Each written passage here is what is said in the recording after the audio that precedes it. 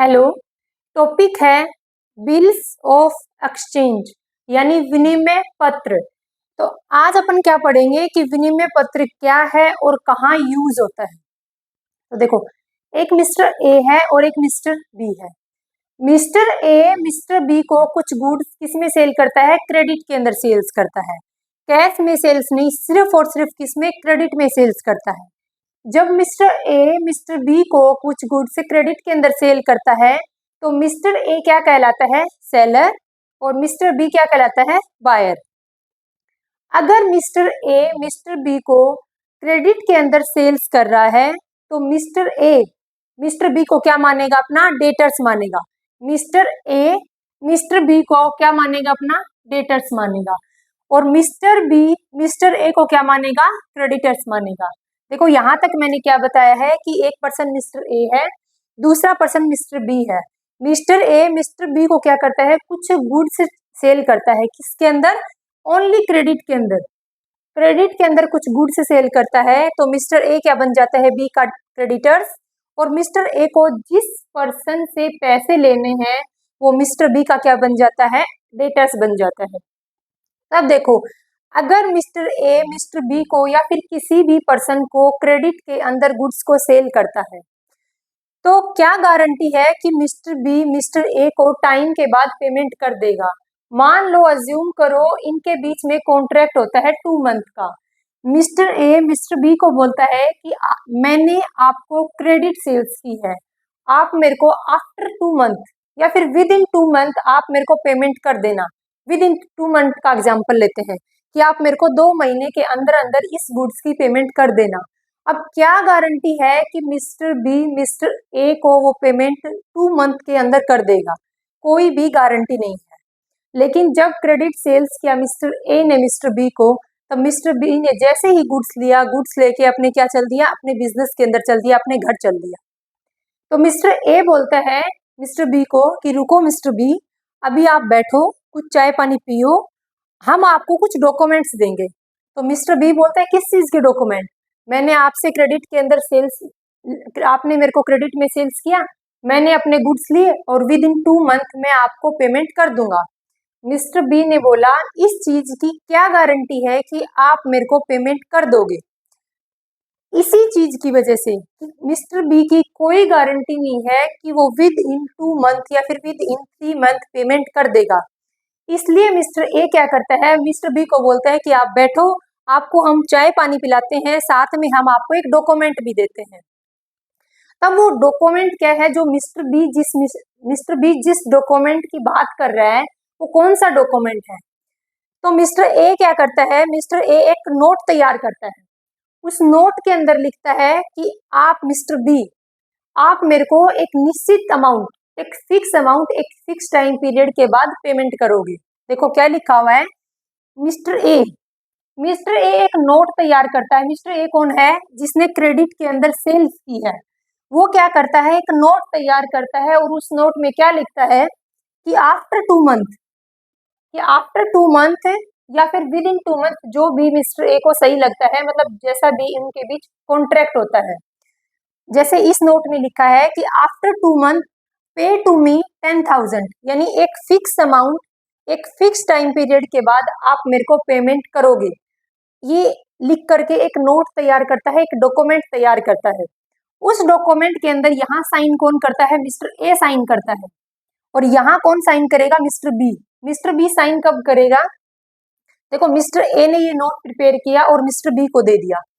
Mister B देखता है, अच्छा अमाउंट लिखी है, टाइम पीरियड लिखा है। अगर मिस्टर बी सेटिस्फाई है कि हाँ विद इन 2 मंथ या आफ्टर 2 मंथ मैं आपको पेमेंट कर दूंगा, तो मिस्टर बी इस नोट के ऊपर अपनी एक्सेप्टेंस दे देता है। क्या दे देता है? अपनी एक्सेप्टेंस दे देता है, यानी अपने साइन कर देता है। जैसे ही मिस्टर बी इस डॉक्यूमेंट के ऊपर, इस नोट के ऊपर अपने साइन करता है तो मिस्टर बी इस चीज के लिए लीगली लाइबल हो जाता है। इसलिए किस तरीके से लीगली लाइबल हो जाता है कि मेरे को ये 10,000 की अमाउंट आफ्टर 2 मंथ किसको पे करनी है? मिस्टर ए को पे करनी है। तो ये नोट क्या कहलाता है? यही नोट बिल ऑफ एक्सचेंज कहलाता है। देखो, टॉपिक है बिल्स ऑफ एक्सचेंज। तो बिल्स ऑफ एक्सचेंज क्या है? बिल्स ऑफ एक्सचेंज एक पर्सन के द्वारा लिखा हुआ रिटर्न ऑर्डर है। क्या है? एक पर्सन के द्वारा लिखा हुआ। कौन सा पर्सन था? Mister A. एक पर्सन के द्वारा लिखी हुई रिटर्न स्टेटमेंट है, और वो स्टेटमेंट क्या ऑर्डर देती हैं? वो स्टेटमेंट सामने वाले पर्सन को ऑर्डर देती हैं कि एक निश्चित अमाउंट और एक निश्चित टाइम पीरियड के बाद क्या करनी है? पे करनी है। उस डॉक्यूमेंट को, उस लेटर को, उस नोट को क्या बोलते हैं? Bills of exchange. अब कॉन्सेप्ट ये आता है कि इस बिल्स ऑफ एक्सचेंज को, इस नोट को लिखता कौन है, एक्सेप्ट कौन करता है, मिलता किसको है? देखो, मैंने बताया था कि मिस्टर ए ने सेल्स किया है मिस्टर बी को। तो मिस्टर ए क्या है? मिस्टर ए क्रेडिटर्स है और मिस्टर बी क्या है? डेटर्स है। तो मिस्टर ए, नोट किसने लिखा था? ये नोट किसने प्रिपेयर किया था? ये नोट प्रिपेयर किया था मिस्टर ए ने। तो मिस्टर ए को क्या बोलते हैं? ड्रोवर बोलते हैं। ड्रोवर का मतलब लेखक, यानी इस नोट को लिखता कौन है? मिस्टर ए लिखता है, सेलर लिखता है, ड्रोवर लिखता है। फिर क्या है? अब drawer second party, first party कौन है? यानी नोट को लिखता कौन है? ड्रोवर। दूसरा क्या है? इस नोट को एक्सेप्ट कौन करता है? मैंने अभी बताया था कि मिस्टर ए ने एक नोट लिखा और उसके ऊपर साइन किसने किए थे? मिस्टर बी ने साइन किए थे। तो ड्रोवर के बाद सेकंड पार्टी आती है ड्रोवी। ड्रोवी का मतलब होता है स्वीकर्ता।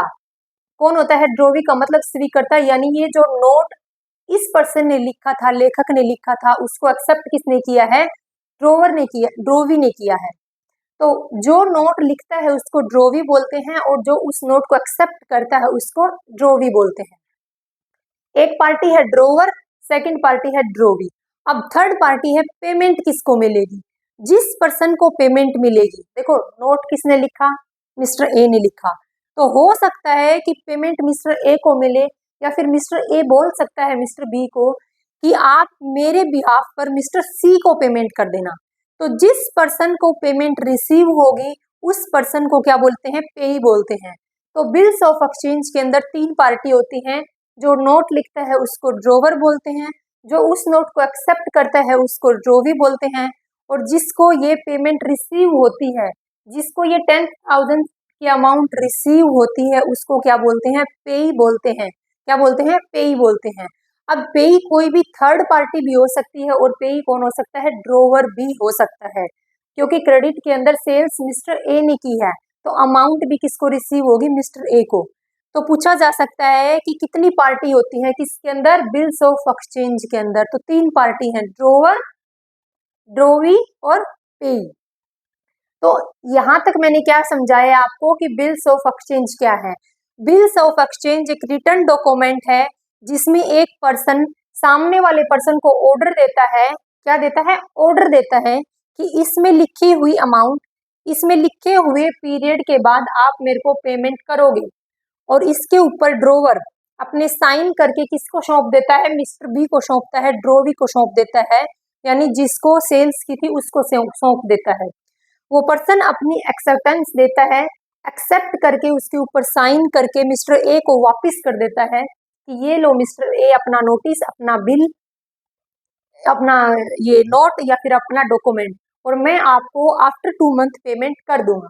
किस चीज की एक्सेप्टेंस दी है? इस नोट के ऊपर मिस्टर बी ने एक्सेप्टेंस दे दी है। जो पर्सन इसको लिखता है उसको ड्रोवर बोलते हैं, जो एक्सेप्ट करता है उसको ड्रोवी बोलते हैं, और जिस पर्सन को पेमेंट रिसीव होती है उसको क्या बोलते हैं? पेई बोलते हैं। अब देखो, ये ड्रोवर, ड्रोवी, पेई, इसी के बारे में डिस्कस करते हैं। तो नेक्स्ट है हमारे पास parties of bills of exchange, यानी बिल्स ऑफ एक्सचेंज में कितनी पार्टी इन्वॉल्व होती है। तो बिल्स ऑफ एक्सचेंज के अंदर तीन पार्टी होती हैं। जो बिल लिखता है उसको ड्रोवर बोलते हैं, या फिर उसको मेकर भी बोल सकते हैं। जो उस बिल को एक्सेप्ट करता है उसको क्या कौन बोलते हैं? ड्रोवी बोलते हैं, या फिर एक्सेप्टर बोलते हैं, यानी ये लेखक है और ये स्वीकर्ता है। थर्ड पार्टी जो पेमेंट रिसीव करती है उसको पेई बोलते हैं, या फिर पेई, उसको क्या बोलते हैं? पेई बोलते हैं। इस पेई को क्या बोलते हैं? प्राप्तकर्ता बोलते हैं। लेखक, स्वीकर्ता, और जो अमाउंट रिसीव करता है उसको क्या बोलते हैं? प्राप्तकर्ता बोलते हैं। अब ये पेई कौन हो सकता है? पेई या तो जिसने बिल लिखा वो ड्रोवर हो सकता है, या फिर कोई भी थर्ड पार्टी। थर्ड पार्टी का मतलब क्या है? जैसे मिस्टर ए मिस्टर बी को बोलता है कि आप ये पेमेंट, कौन सी पेमेंट? ये 10,000 की पेमेंट मेरे बिहाफ पर मिस्टर सी को कर देना, तो मिस्टर सी यहाँ पर क्या हो जाता है, थर्ड पार्टी हो जाता है। अब देखो अपने एग्जाम्पल के अंदर ड्रोवर कौन है, ड्रोवर है मिस्टर ए, ड्रोवर कौन है मिस्टर ए। अपने एग्जाम्पल के अंदर ड्रोवी कौन है, मिस्टर बी। और पेई कौन है, पेई मिस्टर ए भी हो सकता है, और मिस्टर ए जिस पर्सन को पेमेंट करवाना चाहता है वो पर्सन भी हो सकता है। तो कौन है, पेई कौन है, पेई मिस्टर ए भी हो सकता है, और कोई भी थर्ड पार्टी भी हो सकती है, थर्ड पार्टी यानी सी भी हो सकता है। अब देखो ये बिल्स ऑफ एक्सचेंज क्या स्टार्टिंग से यही कंसेप्ट है, यही नाम दिया गया है इसको। तो प्राचीन समय के अंदर यानी इंडिया के अंदर बहुत टाइम पहले बिल्स ऑफ एक्सचेंज की जगह पर अपन एक वर्ड यूज करते थे, उसको बोलते हैं हुंडई। इंडिया के अंदर पहले इस बिल्स ऑफ एक्सचेंज की जगह हुंडई वर्ड को यूज करते थे। हुंडी क्या होती है, हुंडी बिल ऑफ एक्सचेंज को ही बोलते हैं। लेकिन वेस्टर्न कंट्रीज के अंदर बिल्स ऑफ एक्सचेंज वर्ड्स काफी टाइम से प्रचलित में है। वेस्टर्न कंट्री को फॉलो करके ही हमने हुंडी वर्ड को हटा करके रिमूव कर करके हमने किस वर्ड को अडॉप्ट किया है, बिल्स ऑफ एक्सचेंज को। तो बिल्स ऑफ एक्सचेंज के ऊपर पूछा जा सकता है कि कौन सा एक्ट है जिसके rule regulation provision bills of exchange के ऊपर अप्लाई होते हैं, यानी कौन सा एक्ट बिल्स ऑफ एक्सचेंज के ऊपर लागू होता है। तो वह है इंडियन नेगोशिएबल इंस्ट्रूमेंट एक्ट 1881, यानी 1881 इंडियन नेगोशिएबल इंस्ट्रूमेंट एक्ट 1881 किसके ऊपर अप्लीकेबल है, इस बिल्स ऑफ एक्सचेंज के ऊपर अप्लीकेबल है। तो बिल्स ऑफ एक्सचेंज में अब अभी क्या पढ़ा है, बिल्स ऑफ एक्सचेंज क्या है, एक रिटन डॉक्यूमेंट है जिसमें एक पर्सन सामने वाले पर्सन को ऑर्डर देता है कि इसमें लिखी हुई अमाउंट और इसमें लिखे हुए टाइम पीरियड के ऊपर आपको क्या करनी है, पेमेंट करनी है। उसी नोट को, उसी डॉक्यूमेंट को क्या बोलते हैं, बिल्स ऑफ एक्सचेंज बोलते हैं। इसमें तीन पार्टी इन्वॉल्व है, ड्रोवर, ड्रोवी और पेई। पहले बिल ऑफ एक्सचेंज की जगह इंडिया में क्या वर्ड यूज होता था, तो वर्ड यूज होता था हुंडी। क्या वर्ड यूज होता था, हुंडी। और उसके बाद हम हुंडी वर्ड को रिप्लेस करके बिल्स ऑफ एक्सचेंज वर्ड को यूज करने लगे हैं। अब बिल्स ऑफ एक्सचेंज की डेफिनेशन देखते हैं और उसके फीचर्स देखते हैं, कुछ कैरेक्टरिस्टिक्स देखते हैं।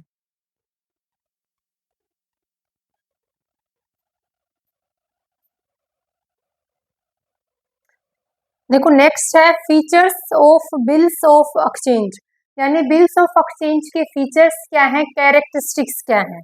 देखो फर्स्ट है रिटन डॉक्यूमेंट। तो बिल ऑफ एक्सचेंज क्या है, एक रिटन डॉक्यूमेंट है जो कौन प्रिपेयर करता है, ड्रोवर प्रिपेयर करता है, सेलर प्रिपेयर करता है। तो वो कौन सा डॉक्यूमेंट है, रिटन डॉक्यूमेंट है।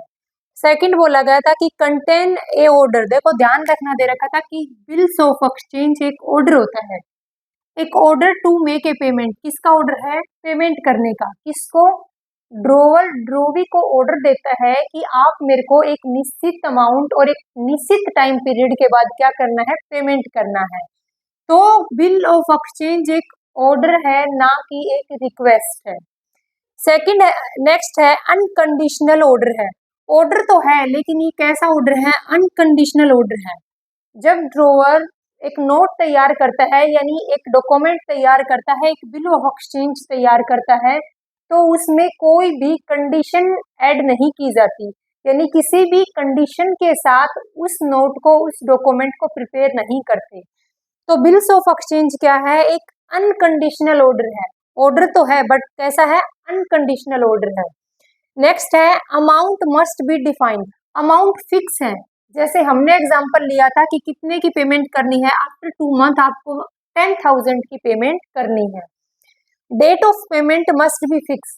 डेट भी की फिक्स होती है, किसकी, पेमेंट करने की, कि आप किस टाइम पीरियड के अंदर पेमेंट करेंगे या फिर किस टाइम पीरियड के बाद पेमेंट करेंगे।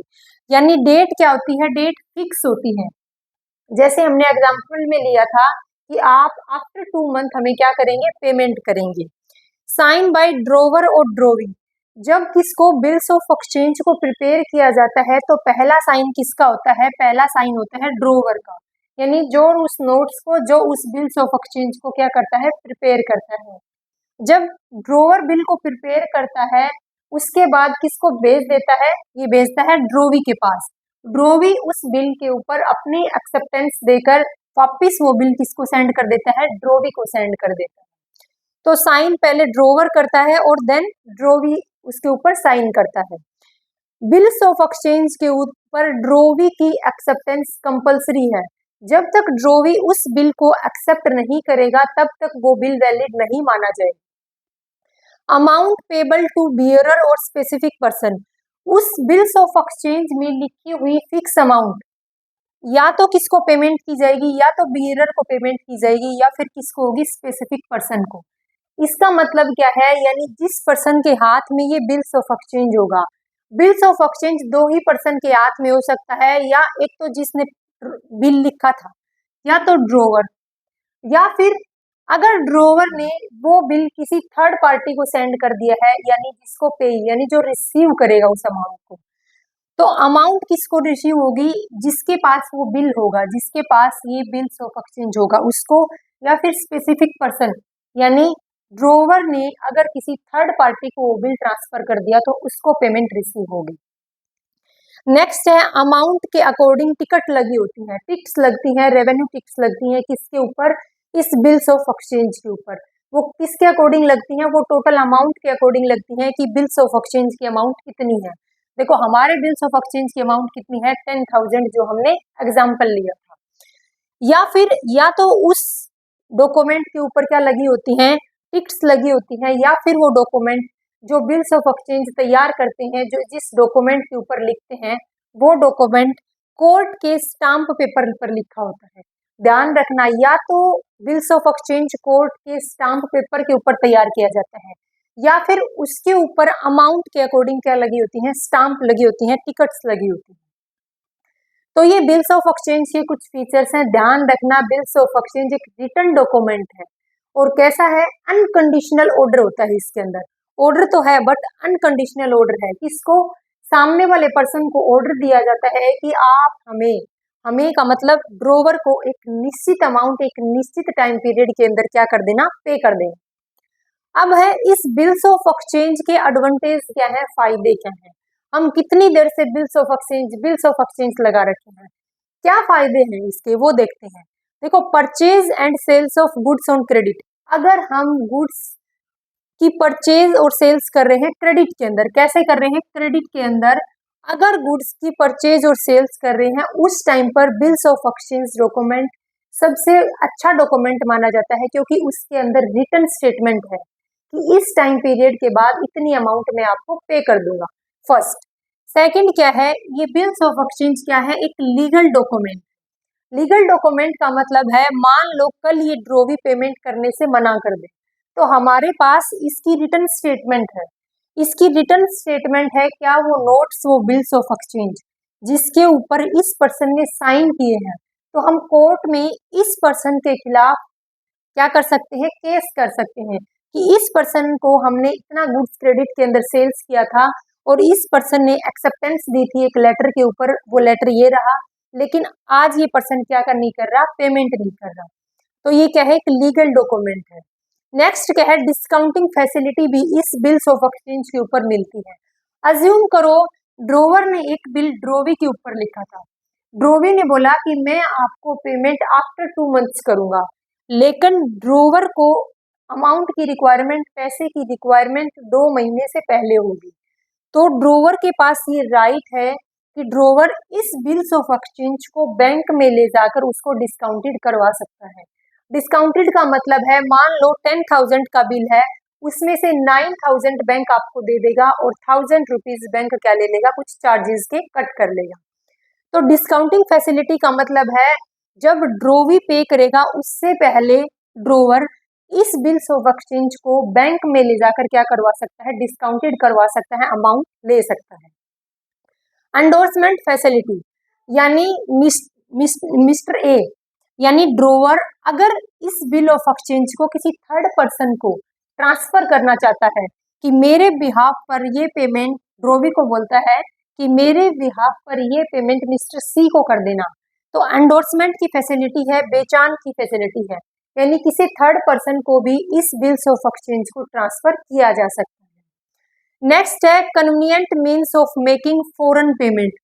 ना केवल इंडिया के अंदर बिल्स ऑफ एक्सचेंज वैलिड है पेमेंट करने के लिए, बल्कि आउट ऑफ कंट्री के अंदर भी अगर किसी पार्टी को पेमेंट करनी है, यानी एक गारंटी लेटर के तौर पर किसका यूज कर सकते हैं, बिल्स ऑफ एक्सचेंज का। अज्यूम करो इंडिया के अंदर बाहर से कुछ गुड्स को इंपोर्ट कर रहे हैं, तो सामने वाले पर्सन को कुछ गारंटी चाहिए कि आप पेमेंट कर दोगे, तो गारंटी के तौर पर क्या दिया जाता है, बिल्स ऑफ एक्सचेंज दिया जाता है।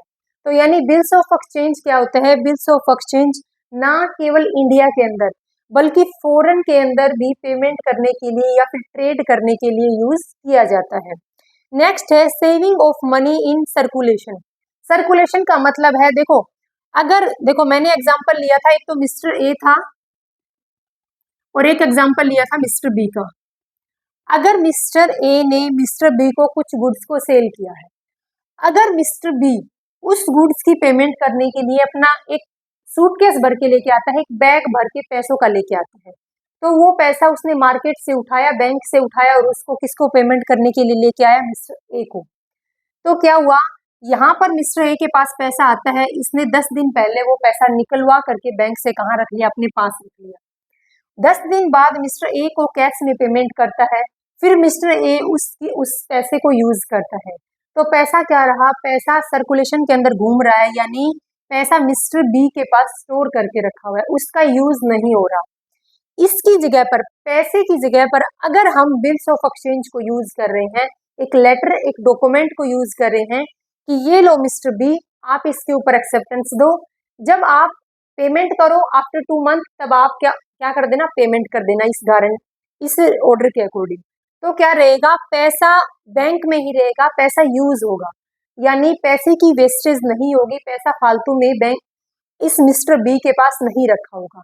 कहने का मतलब है कि मनी का क्या है, मनी का रखे रखे कोई भी वैल्यू अर्न नहीं होती कभी भी, तो बैंक में होगी तो कुछ ना कुछ अर्निंग की जाएगी। तो बिल्स ऑफ एक्सचेंज से किसका फायदा मिलता है कि कभी भी मनी सर्कुलेशन के अंदर नहीं रहती है, saving of money in circulation. Next है फैसिलिटी फॉर परचेजर। परचेजर को क्या फैसिलिटी मिलती है, परचेजर, देखो परचेजर कौन था, परचेजर था मिस्टर बी। मिस्टर बी ने कैश में पेमेंट ना करके ये क्या करेगा, आफ्टर 2 मंथ पेमेंट करेगा, और आफ्टर 2 मंथ की फैसिलिटी उसको किसके बेस पर मिली है, इस बिल्स ऑफ एक्सचेंज के बेस पर, यानी उसने इस डॉक्यूमेंट को एक्सेप्ट किया है और कैश में पेमेंट ना करके उसने क्रेडिट के अंदर गुड्स को बाय किया है, तो परचेजर को क्या होती है, परचेजर को क्रेडिट की फैसिलिटी मिल जाती है और वो after 2 month, 3 month, 4 month, 1 week, 2 week के बाद क्या कर देगा, पेमेंट कर देगा। तो ये क्या है, ये बिल्स ऑफ एक्सचेंज के कुछ फीचर्स और कुछ एडवांटेज हैं। अब देखते हैं आगे।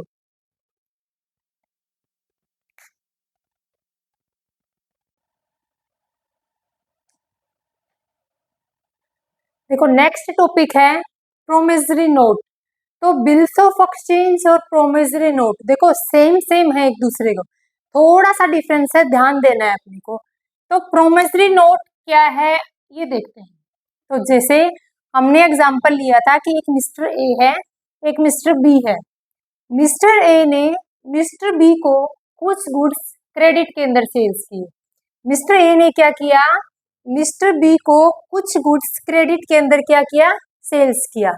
तो मिस्टर ए क्या है, सेलर, और मिस्टर बी क्या है, बायर। मिस्टर ए का डेटर्स कौन कहलाएगा, मिस्टर बी कहलाएगा। देखो इस ये क्या है, मिस्टर बी को क्या किया गया है, क्रेडिट के अंदर सेल्स किया है।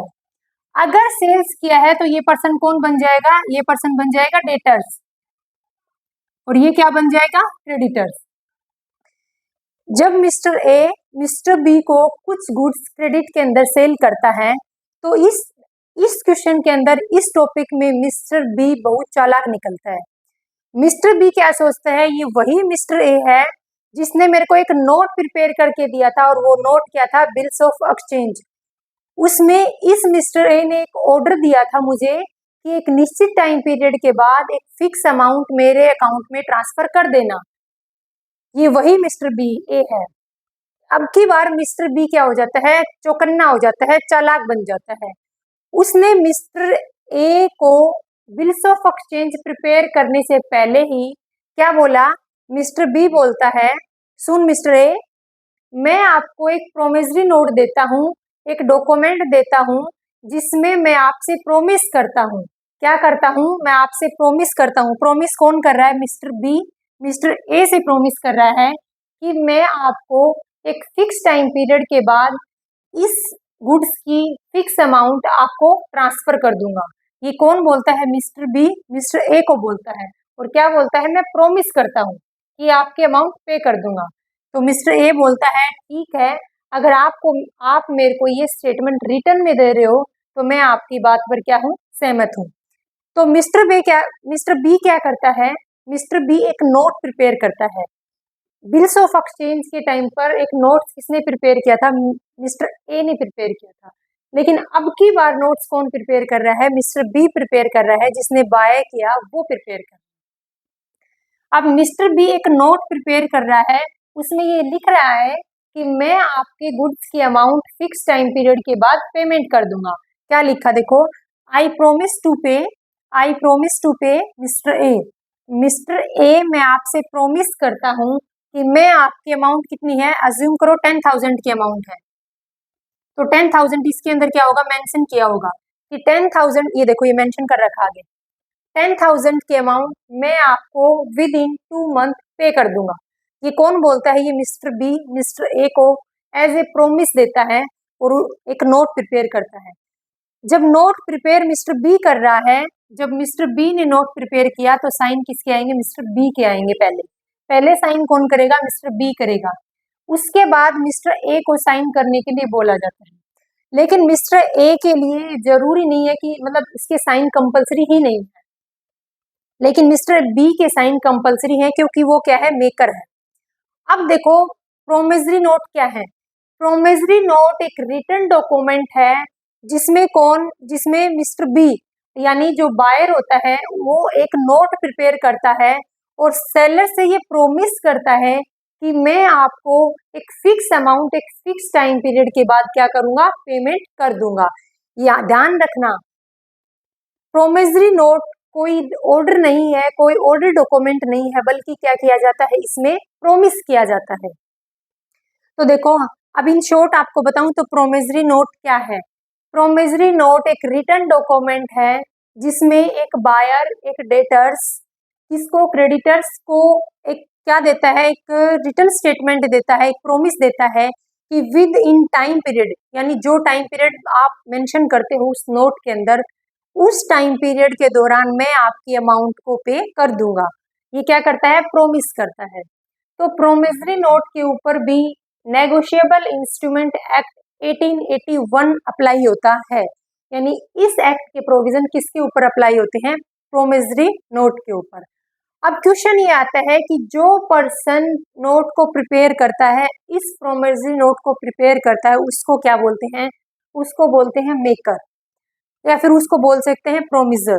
वो क्या करता है? वो प्रोमिस करता है। और जिस पर्सन के ऊपर ये नोट लिखा जाता है उसको क्या बोलते हैं? पेई बोलते हैं। यानी उसको क्या होगी? पेमेंट रिसीव होगी। तो प्रोमिसरी नोट के अंदर कितनी पार्टी इंक्लूड है? एक दो, जिसने इस नोट को प्रिपेयर किया मेकर, एक जिसके रिगार्डिंग इस नोट को प्रिपेयर किया यानी मिस्टर बी जिस पर्सन को पेमेंट करेगा उसको क्या बोलते हैं? पेई बोलते हैं। मैंने लिखा है यहाँ पर कि पार्टीज ऑफ प्रोमिसरी नोट के अंदर कितनी पार्टी इंक्लूड है? ओनली 2 पार्टी इंक्लूड है। फर्स्ट है मेकर या प्रोमिसर, सेकंड है पे। ये वो पर्सन है जिसने प्रोमिसरी नोट को तैयार किया है और ये वो पर्सन है जिसके रिगार्डिंग यानी जिसके हित में हमने इस नोट को प्रिपेयर किया है, जिसको पेमेंट रिसीव होगी। तो मिस्टर बी क्या करेगा? पेमेंट करेगा। किसको करेगा? मिस्टर ए को करेगा। ध्यान रखना कि प्रोमिसरी नोट के अंदर क्या किया जाता है? प्रोमिस किया जाता है, ऑर्डर नहीं दिया जाता है। ये पॉइंट ध्यान रखना। अब आता है कि फीचर्स ऑफ प्रोमिसरी नोट के कुछ फीचर्स को डिस्कस करते हैं। फर्स्ट क्या है? एक ये रिटन डॉक्यूमेंट है। सेकंड क्या है? प्रोमिसरी टू पे ए सर्टेन अमाउंट। क्या करता है? प्रोमिस करता है, एक सर्टेन अमाउंट को पे करने का प्रोमिस करता है। प्रोमिस कौन करता है? बायर करता है। कौन करता है? मेकर करता है। यानी जो उस प्रोमिसरी नोट को क्या करता है? प्रिपेयर करता है। फिर क्या है? ये एक अनकंडीशनल इंस्ट्रूमेंट है। नेक्स्ट यह है कि अमाउंट क्या होती है? अमाउंट स्पेसिफाइड है। अमाउंट क्या है? अमाउंट स्पेसिफाइड है। Sign by maker. देखो किसके साइन होते हैं? साइन होते हैं मेकर के। साइन किसके होते हैं? मेकर के साइन कंपलसरी हैं एक्सेप्टर के साइन, एक्सेप्टर नहीं बोल सकते, इसको बोलेंगे पेई। पेई के साइन कोई कंफर्म नहीं है, जरूरी नहीं है, कंपलसरी नहीं है, लेकिन किसके साइन होने कंपलसरी है? मेकर के साइन होने कंपलसरी है। फिर आता है कि नेम ऑफ पेई मेंशन। देखो साइन तो कराना कोई कंपलसरी नहीं है प्रोमिस नोट के ऊपर, लेकिन उसका नाम मेंशन करना जरूरी है। जब ये ही पता नहीं चलेगा कि प्रोमिसरी नोट किसके रिगार्डिंग तैयार किया गया है, किसके हित में तैयार किया है, तो सामने वाले पर्सन का नाम, सामने वाले पर्सन का क्या है, नाम मेंशन करना कंपलसरी है। Promissory note can't be made payment to bearer, बहुत इंपॉर्टेंट पॉइंट है, ध्यान रखना। प्रोमिसरी नोट को ये नहीं कि थर्ड पार्टी को हम ट्रांसफर कर सकते हैं, कभी भी प्रोमिसरी नोट को हम बेचान नहीं कर सकते, एंडोर्समेंट नहीं कर सकते। यानी जिस पर्सन के रिगार्डिंग ये तैयार किया गया था, पेमेंट सिर्फ उसी पर्सन को मिलेगी, थर्ड पार्टी को इस प्रोमिसरी नोट को हम ट्रांसफर नहीं कर सकते, बेचान नहीं कर सकते। फिर है must be stamped according to value, value के अकॉर्डिंग, अमाउंट के अकॉर्डिंग उसके ऊपर स्टाम्प लगी होती है। तो प्रोमिसरी नोट और बिल्स ऑफ एक्सचेंज में डिफरेंस क्या है?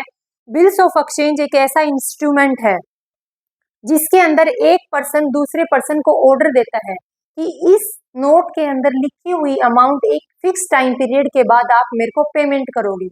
लेकिन प्रोमिसरी नोट के अंदर एक पर्सन दूसरे पर्सन से प्रोमिस करता है कि एक फिक्स टाइम पीरियड के अंदर मैं आपकी अमाउंट को ट्रांसफर कर दूंगा। सेकंड, प्रोमिसरी नोट को कभी भी बेचान नहीं कर सकते, सेकंड पर्सन को ट्रांसफर नहीं कर सकते, एंडोर्समेंट नहीं कर सकते। लेकिन बिल्स ऑफ एक्सचेंज को हम थर्ड पार्टी को ट्रांसफर कर सकते हैं, एंडोर्समेंट कर सकते हैं, ध्यान रखना।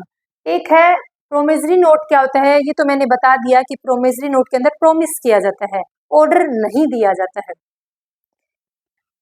और पॉइंट क्या दे रखा था, एक दोनों के ऊपर, प्रोमिसरी नोट के ऊपर और बिल्स ऑफ एक्सचेंज दोनों के ऊपर नेगोशिएबल इंस्ट्रूमेंट एक्ट 1881 अप्लाई होता है। एक पॉइंट ये है कि बिल्स ऑफ एक्सचेंज के अंदर कितनी पार्टी इंक्लूड होती हैं? सिर्फ दो पार्टी, मेकर और पेई। लेकिन बिल्स ऑफ एक्सचेंज के अंदर तीन पार्टी इंक्लूड हैं, फर्स्ट ड्रोवर, ड्रोवी और पेई। तो ये पॉइंट हैं अपने बिल्स ऑफ एक्सचेंज के और प्रोमिसरी नोट के। अब करते हैं आगे।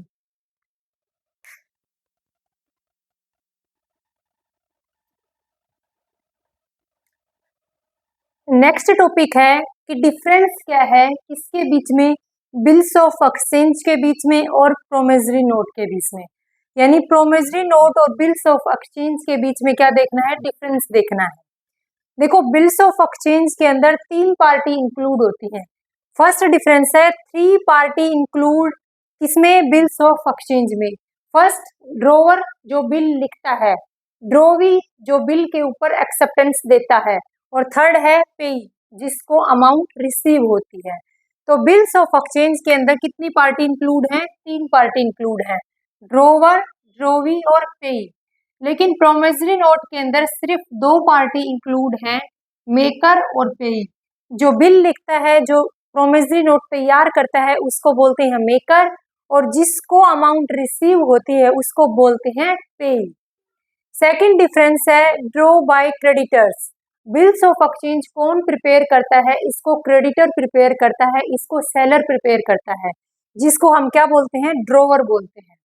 लेकिन प्रोमिसरी नोट कौन प्रिपेयर करता है, डेटर्स प्रिपेयर करता है, जिसको हमने सेल्स किया था, यानी जिसने गुड्स को बायर किया था। तो बायर प्रिपेयर करता है, डेटर्स प्रिपेयर करता है। ध्यान रखना, बिल्स ऑफ एक्सचेंज को प्रिपेयर कौन करता है, क्रेडिटर्स, और प्रोमिसरी नोट को कौन प्रिपेयर करता है, डेटर्स प्रिपेयर करते हैं। नेक्स्ट है कि ऑर्डर टू मेक पेमेंट। इसमें क्या दिया जाता है, ऑर्डर दिया जाता है।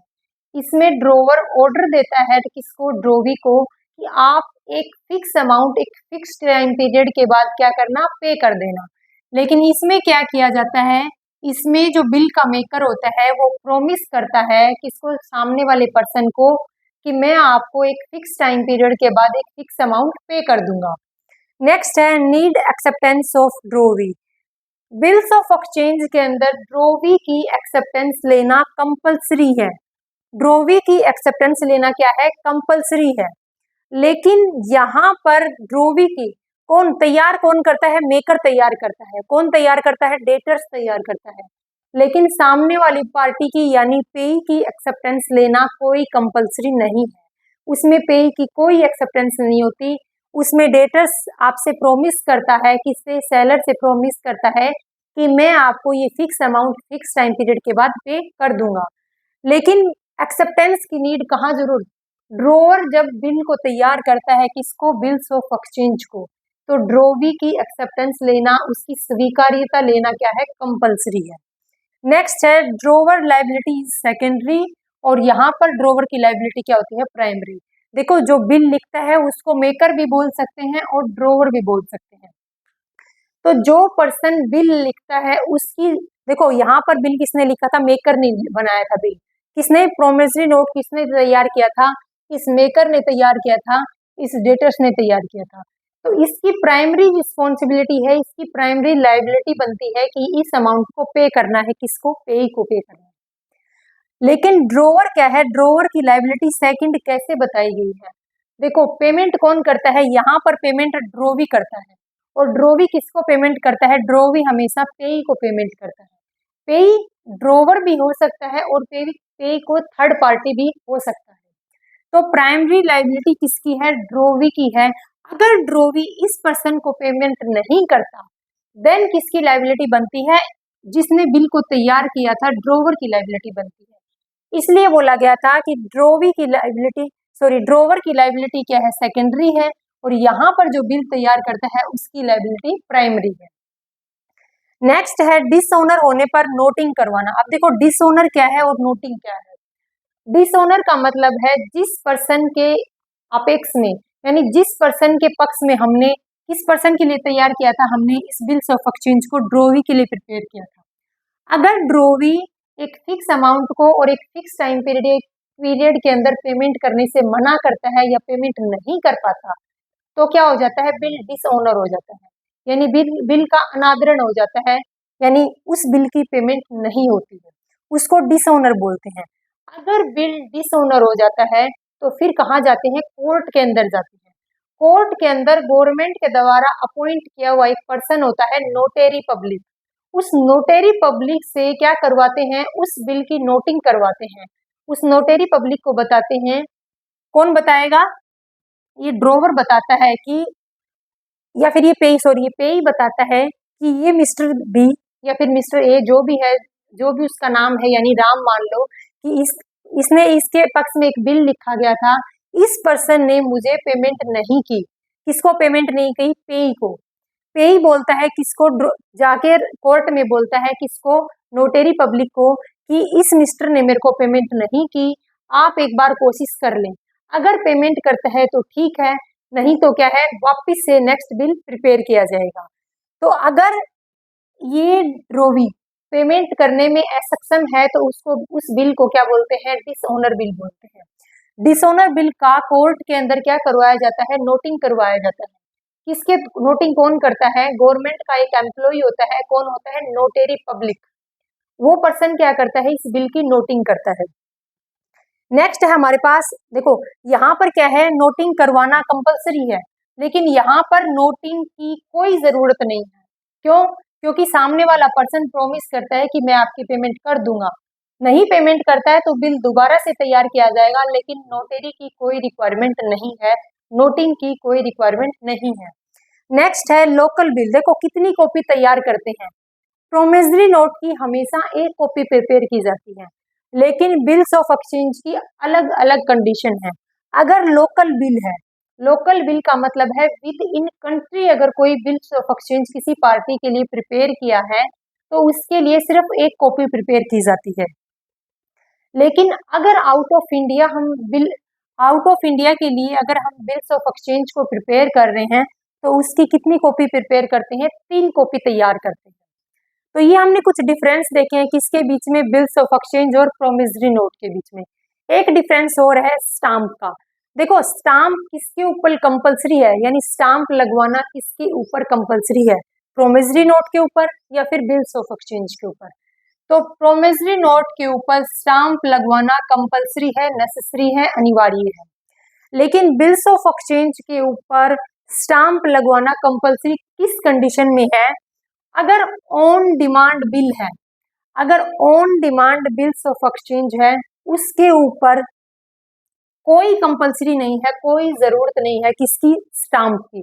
ऑन डिमांड का मतलब है जैसे ही हमने बिल देखा एट ए टाइम पेमेंट कर दी। On demand bills of exchange कौन से बिल्स ऑफ एक्सचेंज होते हैं, जो वो बिल्स ऑफ एक्सचेंज है जिनकी हम देखते ही क्या करते हैं, पेमेंट कर देते हैं। यानी कोई भी ग्रेस पीरियड की, कोई भी 2 मंथ 3 मंथ की रिक्वायरमेंट नहीं होती। On demand bills of exchange पर स्टाम्प की रिक्वायरमेंट नहीं होती है, सिर्फ on demand bills of exchange पर। बाकी जितने भी बिल्स ऑफ एक्सचेंज रह गए उन सभी बिल्स ऑफ एक्सचेंज पर स्टाम्प की रिक्वायरमेंट है, लेकिन प्रोमिसरी नोट के ऊपर स्टाम्प लगवाना, स्टाम्प करवाना क्या है, कंपलसरी है। तो ये हमने कुछ डिफरेंस देखे हैं कि बिल्स ऑफ एक्सचेंज और प्रोमिसरी नोट के बीच में क्या डिफरेंस है।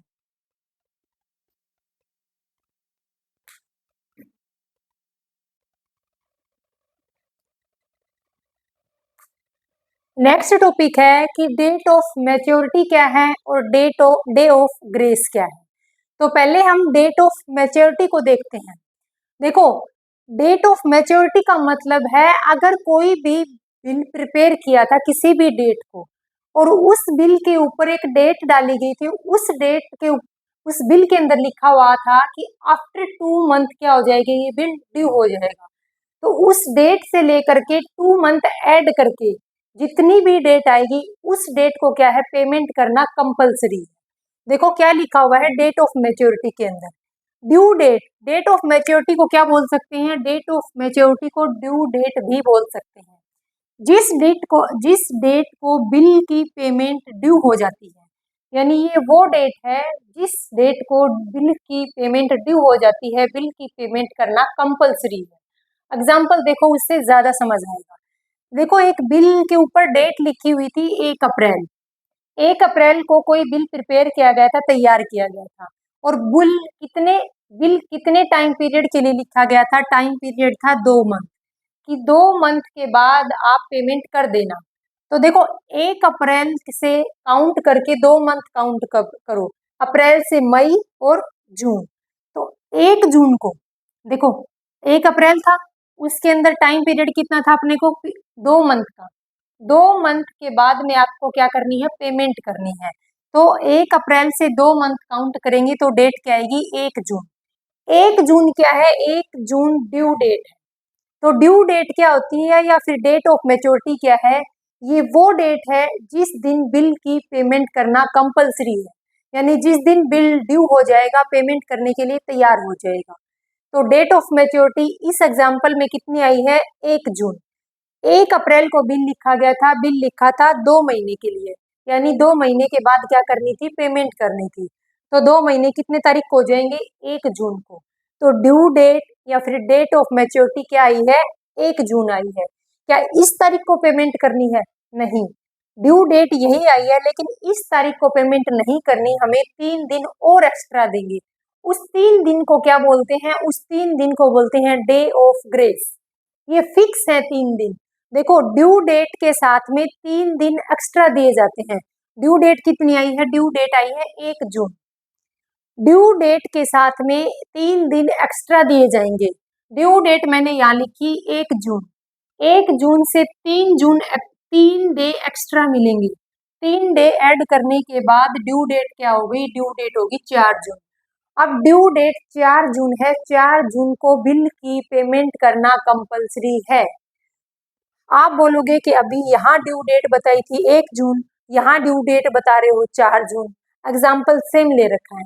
ध्यान रखना कि ड्यू डेट का मतलब यही होता है कि जिस दिन बिल की पेमेंट करना कंपलसरी है, यानी जो बिल के ऊपर जो डेट लिखी हुई थी और जिस टाइम पीरियड के ये बिल प्रिपेयर किया गया था, 2 मंथ 3 मंथ बाद पेमेंट करनी है, उसको काउंट करके उसके अंदर 3 दिन डे ऑफ ग्रेस के ऐड करने के बाद ही आपको पेमेंट करनी है। यानी 1 जून के अंदर 3 दिन एक्स्ट्रा ऐड करके किस दिन को पेमेंट करनी है, 4 जून को पेमेंट करनी है।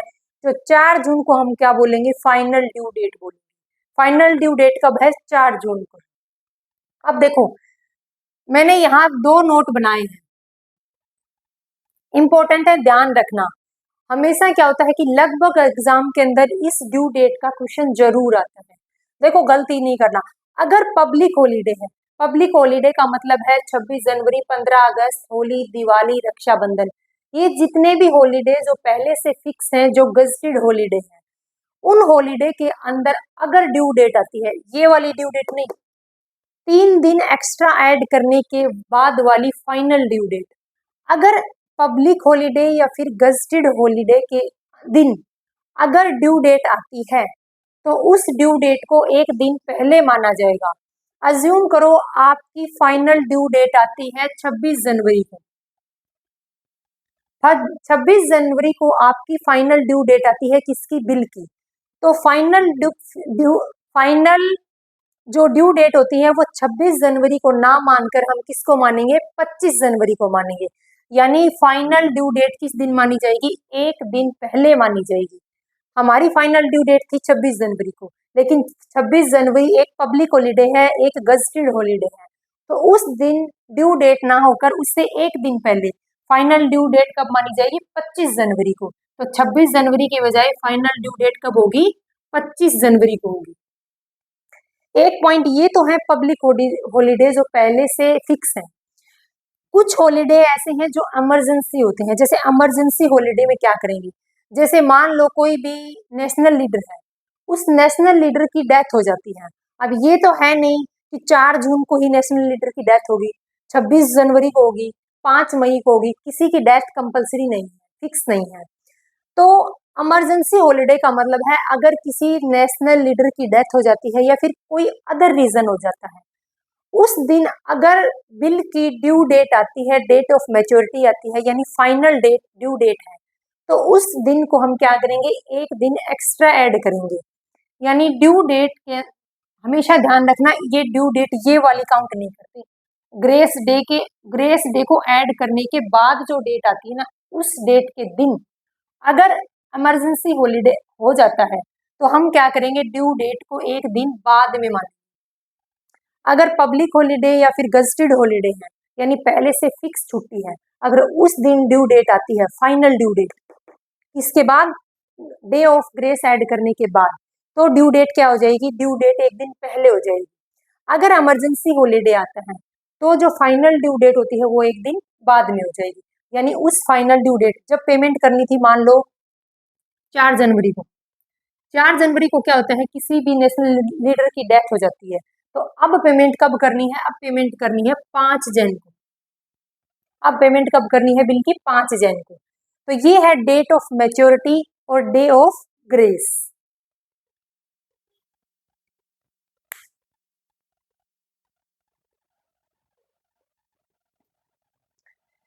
नेक्स्ट टॉपिक है टाइप्स ऑफ बिल, यानी बिल कितने टाइप्स के होते हैं, बिल ऑफ एक्सचेंज के टाइप्स कितने हैं।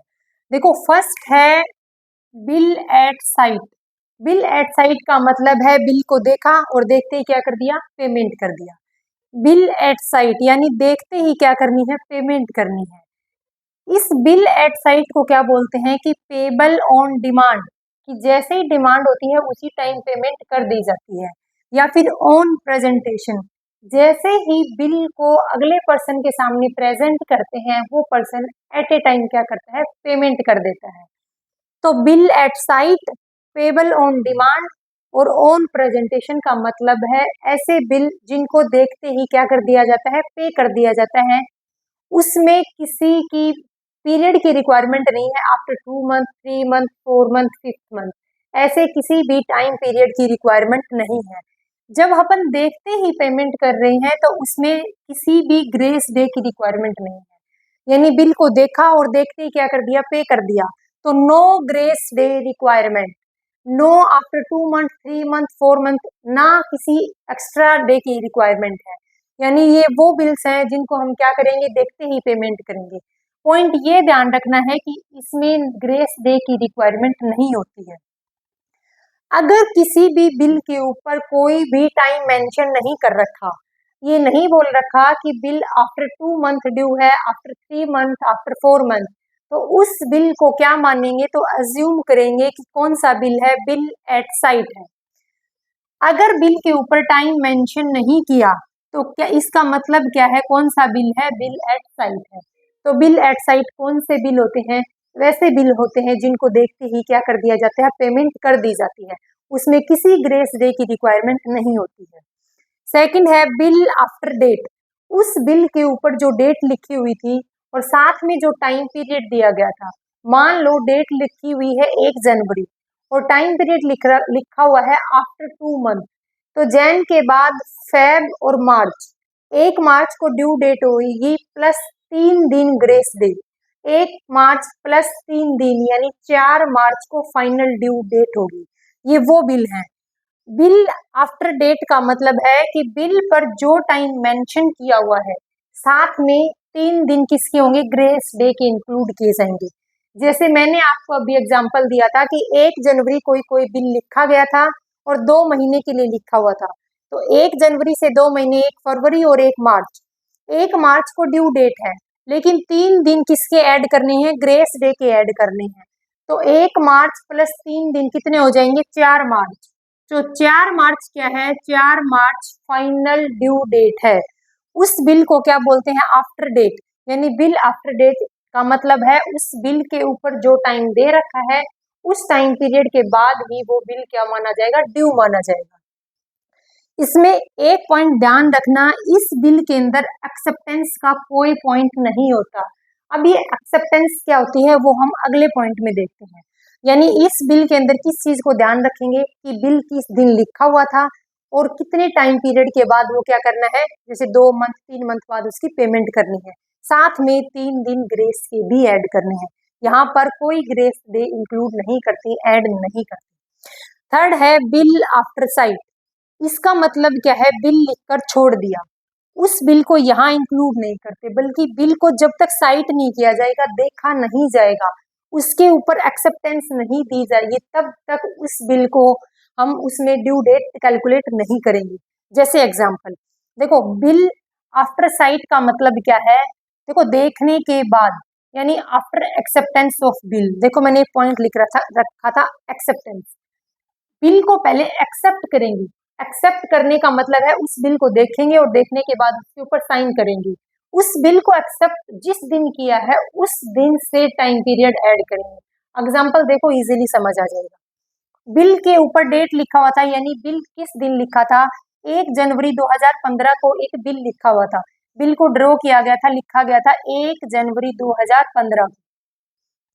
बिल कितने मंथ के लिए, इसकी मेच्योरिटी डेट आफ्टर मैच्योर कब हो जाएगा, वो हो जाएगा 2 महीने के बाद उसकी क्या करनी है, पेमेंट करनी है। अब अगर बिल आफ्टर डेट होता तो हम क्या करते, 1 जनवरी के अंदर 2 महीने ऐड करके 3 दिन ग्रेस के ऐड कर देते और उसकी फाइनल ड्यू डेट आ जाती। लेकिन ये कौन सा बिल है, ये बिल है बिल आफ्टर साइट। इसके अंदर क्या करेंगे, इसके अंदर पहले बिल की एक्सेप्टेंस लेंगे, यानी बिल आफ्टर साइट के अंदर पहले बिल की एक्सेप्टेंस की डेट देखेंगे, यानी बिल को एक्सेप्ट कब किया था, एक्सेप्ट किया है बिल को 15 जनवरी को। अब ये डेट मायने नहीं रखती, जिस दिन से बिल को एक्सेप्ट किया है उस दिन के अंदर 2 महीने ऐड करके फिर 3 दिन ग्रेस डे के ऐड करेंगे। देखो 15 जनवरी को एक बिल लिखा हुआ था, 15 जनवरी से 2 महीने, 15 फरवरी और 15 मार्च, 15 मार्च प्लस 3 दिन किसके हैं, ग्रेस डे के हैं, 3 दिन डे ऑफ ग्रेस के ऐड करेंगे तो due date, final due date कितनी हो जाएगी, 18 मार्च हो जाएगी। तो बिल आफ्टर साइट के अंदर ध्यान रखना मोस्ट इंपोर्टेंट है, ये पॉइंट पूछा जाता है बहुत बार। आपको यही डेट का एग्जांपल दे देंगे और बताओ कि ड्यू डेट कब है, फाइनल ड्यू डेट कब है। तो जिस दिन बिल को एक्सेप्ट किया है उस दिन से हम क्या है, ये टाइम पीरियड ऐड करेंगे। 15 जनवरी के अंदर 2 महीने ऐड करेंगे, ना कि 1 जैन के अंदर, सॉरी 1 जनवरी के अंदर। तो देखो 15 जून से 15 जैन, हाँ सॉरी 15 जैन को क्या है, एक्सेप्ट किया था, तो 15 जैन से 2 महीने, 15 फेब, 15 मार्च, 15 मार्च के अंदर 3 दिन डे ऑफ ग्रेस के ऐड कर दिए तो कितने हो जाएंगे, 18 मार्च। 18 मार्च को बिल क्या है, फाइनल ड्यू डेट है बिल की। तो ये 3 प्रकार के बिल हैं, एक है बिल एट साइट, देखते ही पेमेंट कर दो, ग्रेस डे का कोई मैटर नहीं। बिल आफ्टर डेट, यानी वही सेम सिस्टम की जो डेट दे रखी है बिल की वो प्लस जो टाइम पीरियड दिया गया है वो ऐड करेंगे और 3 दिन ग्रेस के आ जाएंगे। इसमें एक्सेप्टेंस का कोई मैटर नहीं है, यहाँ पर उस डेट को देखेंगे जिस दिन बिल को एक्सेप्ट किया है। बिल एक्सेप्ट हुआ था 15 जैन को, तो यहाँ से हम 2 महीने बाद कैलकुलेट करेंगे। 15 जैन प्लस 2 मंथ प्लस 3 दिन ग्रेस के। तो ये है अपने बिल्स टाइप ऑफ बिल। अब आता है कि 2 बिल होते हैं, एक बिल रिसीवेबल्स होते हैं और एक बिल्स पेबल्स होते हैं। अब क्या है, बीआर और बीपी को देखना है कि क्या बीआर क्या है और बीपी क्या है। देखो, एक पर्सन क्या है, एक पर्सन मान लो मिस्टर ए है। मान लो एक पर्सन कौन है, मिस्टर ए है। मिस्टर ए क्या करता है, एक पर्सन एक बिल लिखता है किसी सामने वाले पर्सन के ऊपर, और बिल लिखकर क्या करता है, उस पर्सन को दे देता है। किस पर्सन को देता है, अज्यूम करो मिस्टर बी को दे देता है। किसको देता है, मिस्टर बी को। एक पर्सन मिस्टर ए एक बिल लिखता है, उस बिल को लिख करके सामने वाले पर्सन मिस्टर बी को दे देता है। मिस्टर बी उस बिल के ऊपर अपनी एक्सेप्टेंस देता है, अपने साइन करता है, और साइन करके वापस वो बिल किसको सेंड कर देता है, मिस्टर ए को सेंड कर देता है। तो जो पर्सन बिल लिखता है, जो पर्सन बिल लिखता है उसके लिए ये बिल क्या कहलाता है, बीआर कहलाता है। और जो पर्सन इस बिल के ऊपर एक्सेप्टेंस देता है, साइन करता है, उस पर्सन के लिए वो बिल क्या, कौन सा बिल बनता है, बीपी बनता है। अब देखो मैंने क्या लिखा है, एक पर्सन बिल लिखता है, कौन लिखता है, मिस्टर ए। उस और बिल लिखकर क्या करता है, उस पर्सन को दे देता है जिससे हमें क्या लेने हैं, रुपए लेने हैं, अमाउंट लेने हैं। अब क्या करता है, जिस पर्सन के पास बिल आया है यानी मिस्टर बी, उस बिल के ऊपर अपनी एक्सेप्टेंस देता है, और एक्सेप्टेंस देकर वापस किसको सेंड कर देता है, मिस्टर ए को। तो मिस्टर ए के लिए ये बिल बीआर बन जाता है, और मिस्टर बी के लिए ये बिल क्या बन जाता है, बीपी बन जाता है। बीआर क्या होती है, बीआर एसेट्स होती है, यानी वो अमाउंट है जो किसी पर्सन से रिसीव होनी है। बिल्स पेबल का मतलब ये लायबिलिटी है, ये एक पर्सन की वो रिस्पॉन्सिबिलिटी, वो लायबिलिटी है जो किसी दूसरे पर्सन को पे करनी है। तो ये बीआर और बीपी देखा था, और यहाँ पर हमने टाइप्स ऑफ बिल देखा।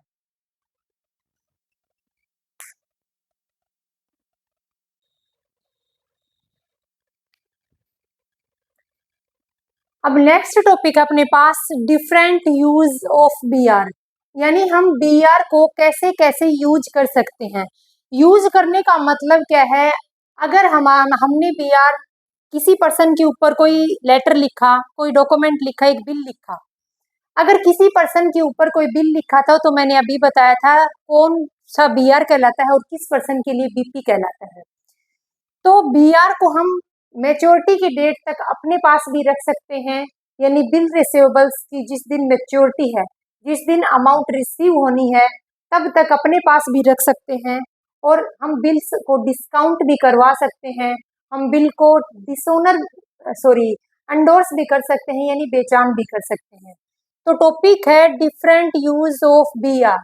बीआर के डिफरेंट यूज क्या है, मैच्योरिटी की डेट तक अपने पास रख लिया, बिल को बैंक से डिस्काउंट करवा लिया, या फिर बिल रिसीवेबल्स को किसी थर्ड पार्टी को बेचान कर दिया, एंडोर्स कर दिया, या फिर वो बिल बैंक को दे दिया कि बैंक मेरे बिहाफ पर आप मुझे अमाउंट कलेक्ट करके दे देगा। तो ये क्या है, ये बीआर के अलग अलग यूज हैं। तो हम बीआर का पहला यूज पढ़ते हैं, कीप द बिल, यानी keep the BR in his own position till due date, यानी जब तक बिल बीआर की मैच्योरिटी डेट नहीं आ जाती, मैच्योरिटी डेट तक बीआर को अपने पास ही रखेंगे, अपने पास होल्ड करके रखेंगे, और जिस दिन बीआर की मैच्योरिटी डेट होगी उस दिन अमाउंट रिसीव कर लेंगे, किसे, सामने वाले पर्सन से। यानी मान लो मिस्टर ए ने मिस्टर बी के ऊपर एक बिल लिखा था, तो वो बिल मिस्टर ए के लिए बीआर है और मिस्टर बी के लिए बीपी है। तो जिस दिन मिस्टर बी उस बिल की पेमेंट करेगा, तब तक मिस्टर ए उस बीआर को अपने पास होल्ड करके रखेगा, किसी थर्ड पार्टी को या फिर बैंक से डिस्काउंट नहीं करवा रहा। उस टाइम पर इस बीआर के रिगार्डिंग क्या जर्नल एंट्री होती है, दोनों की बुक्स में। मैंने एग्जांपल लिया है कि एक मिस्टर एक्स है और एक मिस्टर वाई है। मिस्टर एक्स ने मिस्टर वाई को गुड्स को सेल किया है। मिस्टर एक्स क्या है, मिस्टर एक्स है सेलर, और मिस्टर वाई ने उस गुड्स को परचेज किया है, तो मिस्टर वाई को बोलते हैं बायर। तो मिस्टर एक्स जो सेलर है और मिस्टर वाई जो बायर है, अब दोनों की बुक्स ऑफ अकाउंट के अंदर बीआर और बीपी, मेनली क्या है, बीआर की देख रही है सामने वाले पर्सन के लिए, तो वही डॉक्यूमेंट ऑटोमेटिकली बीपी बन जाता है। तो इस बीआर की दोनों पर्सन की बुक्स ऑफ अकाउंट के अंदर कैसे रिकॉर्डिंग करेंगे वो देखते हैं। Journal entry in the books of, किसकी बुक्स में, मिस्टर एक्स जो क्या कौन है, सेलर, मिस्टर वाई जो कौन है, बायर। अब मिस्टर एक्स और मिस्टर वाई दोनों की बुक्स ऑफ अकाउंट के अंदर क्या देखते हैं, एंट्री देखते हैं। अब मिस्टर एक्स क्या करेगा, बिल ड्रॉ करेगा, तो उसको बोलते हैं ड्रोवर, और मिस्टर वाई उस बिल के ऊपर एक्सेप्टेंस देता है, तो मिस्टर वाई को बोलते हैं ड्रोवी। अब ड्रोवर और ड्रोवी की बुक में हम क्या देखते हैं, जर्नल एंट्री देखते हैं। ये जो 3 जर्नल एंट्री मैं करवा रही हूँ, इन तीनों को ध्यान रखना, क्योंकि अपने को कोई भी एक ट्रांजेक्शन को पेपर में पूछा जा सकता है, क्वेश्चन पुट किया जा सकता है। देखो फर्स्ट क्या है, जब मिस्टर एक्स ने मिस्टर वाई को गुड्स को सेल किया, X sold goods to Y, Mister X ने मिस्टर वाई को गुड्स सोल्ड किया, तो मिस्टर एक्स की बुक में क्या एंट्री होंगी, Y account, Y debit to sales account, Y debit to sales, goods किसको सेल किया है, वाई को, किसकी बुक्स में एंट्री हो रही है, एक्स की बुक में। ये क्या है, ये गुड्स सेल करने की एंट्री है। मिस्टर वाई की बुक्स में किसकी एंट्री होगी, परचेज करने की एंट्री होगी। परचेज करने की एंट्री क्या होती है, परचेज अकाउंट डेबिट टू, किससे परचेज किया है, मिस्टर एक्स से परचेज किया। यहाँ पर बैंक क्यों नहीं लिखा, क्योंकि जो ट्रेडिंग चल रही है, जो बाइंग और सेलिंग चल रही है, वो क्रेडिट में चल रही है, ये ध्यान रखना है। जब मिस्टर एक्स ने मिस्टर वाई को गुड्स सेल किया, उसके बदले में क्या है, मिस्टर एक्स क्या करता है, ये मिस्टर एक्स एक बिल तैयार करता है, और उस बिल को किसको सेंड करता है मिस्टर वाई को सेंड करता है। उस बिल को क्या बोलते हैं, उस बिल को बोलते हैं बीआर। मिस्टर एक्स के लिए वही बिल बीआर है, और मिस्टर वाई के लिए वही बिल बीपी है, यानी बिल पेबल्स है। तो bill receivables, X receive a bill, X receive a bill given acceptance by Y, यानी एक्स ने एक बिल को प्रिपेयर किया और उस बिल को किसको सेंड किया, वाई को सेंड किया, और वाई उसके ऊपर क्या करता है, अपनी एक्सेप्टेंस देता है, और वापस एक्स उस बिल को रिसीव करता है। तो एक बिल तैयार करते हैं, उस बिल को क्या बोलते हैं, BR, bill receivables account debit to Y, यानी बिल किसके ऊपर लिखा गया, वाई के ऊपर लिखा गया। वाई ने बिल लिखा था एक्स के ऊपर, अब सॉरी एक्स ने बिल लिखा था वाई के ऊपर। अब वाई की बुक्स में एंट्री क्या होंगी, X account debit to BP account, यही बीआर मिस्टर वाई के लिए बीपी का काम करेगा, क्यों, क्योंकि इस पर्सन को पेमेंट करनी है। नेक्स्ट है bill in is on position, किसकी पोजीशन में है, मिस्टर एक्स के पास बिल होल्ड करके रखा हुआ है मिस्टर एक्स ने, कब तक, till the date of maturity, या फिर till the date of amount receive, जब तक अमाउंट रिसीव नहीं होगी मिस्टर एक्स ने वही बिल क्या है, अपने पास होल्ड करके रखा है। जब अमाउंट रिसीव होगी तब एंट्री क्या होगी, bank account debit to BR account, bank account debit to BR. अब बीआर के अकाउंट को बंद कर दिया, यहाँ पर हमने बीआर अकाउंट ओपन किया था, बीआर को डेबिट किया था, जब अमाउंट रिसीव होगी तो क्या कर दिया, बीआर को क्रेडिट कर दिया। अमाउंट किससे रिसीव हुई है, वाई से, तो bank account debit to BR account. अब देखो पेमेंट की है, किसके रिगार्डिंग पेमेंट की है, इस बीपी के रिगार्डिंग, जिस बीपी को क्रेडिट करते हैं उस बीपी को भी क्या कर दिया, डेबिट कर दिया। बीपी को डेबिट करने का मतलब है बीपी की पेमेंट कर दी, तो BP account debit to bank account. इसने बैंक अकाउंट को क्रेडिट क्यों किया, क्योंकि इसके अकाउंट से, इसके बैंक अकाउंट से इतनी अमाउंट कम हो गई। मैं आपको फिर से रिवाइज करवाती हूँ ये तीनों जर्नल एंट्री। जब मिस्टर एक्स मिस्टर वाई को गुड सेल करता है, Y account debit to sales account, sales की एंट्री है। परचेज की एंट्री क्या होगी, वाई बुक्स में, purchase account debit to X account, किसे परचेज किया है, एक्स से परचेज किया है। बिल तैयार किया गया था, कौन सा बिल, एक बिल रिसीवेबल्स, एक पर्सन के लिए वही बिल बिल रिसीवेबल्स का काम करता है, और दूसरे पर्सन के लिए वही बिल बिल पेबल्स का काम करता है। तो मिस्टर एक्स ने बिल तैयार किया था, इसने गुड्स को सेल किया था, उसके बदले में एक बिल तैयार करता है और किसको सेंड करता है, वाई को, तो BR account debit to Y account. Y क्या करता है, उस बिल को एक्सेप्ट करता है, ये बीआर इस वाई के लिए किसका काम करेगा, बीपी का काम करेगा, तो X account debit to BP account. Next है, जब एक्स को क्या मिल जाएगी, पेमेंट अमाउंट रिसीव हो जाएगी, तो bank account debit to BR account, इसने बीआर के अकाउंट को क्रेडिट करके क्लोज कर दिया। इसने बीपी के अकाउंट को डेबिट किया, BP account debit to bank account, इतनी अमाउंट से इसका अकाउंट बैलेंस क्या हो गया, बैंक बैलेंस कम हो गया, इसलिए बैंक अकाउंट को क्रेडिट कर दिया। ये तीनों एंट्री तब की हैं जब कौन है, जब मिस्टर एक्स बिल लिखता है और उस बिल को अपने पास होल्ड करके रखता है, कहाँ, कब तक, मेच्योरिटी की डेट तक, अमाउंट रिसीव होने तक। ये वाली एंट्री की बजाय देखो ये वाली दोनों एंट्री सेम रहनी है। अब आगे जितने भी मैं ये इसके बीआर के यूजेस करवाऊंगी, जैसे मैंने पहला यूज करवाया है कि मेच्योरिटी की डेट तक बिल को अपने पास रखना है। सेकंड पार्ट है कि हम बिल को डिस्काउंट करवा रहे हैं। थर्ड पार्ट है हमने किसी थर्ड पार्टी को बिल को क्या कर दिया, एंडोर्स कर दिया। फोर्थ क्या है, हम बैंक को भेज रहे हैं कलेक्शन के लिए।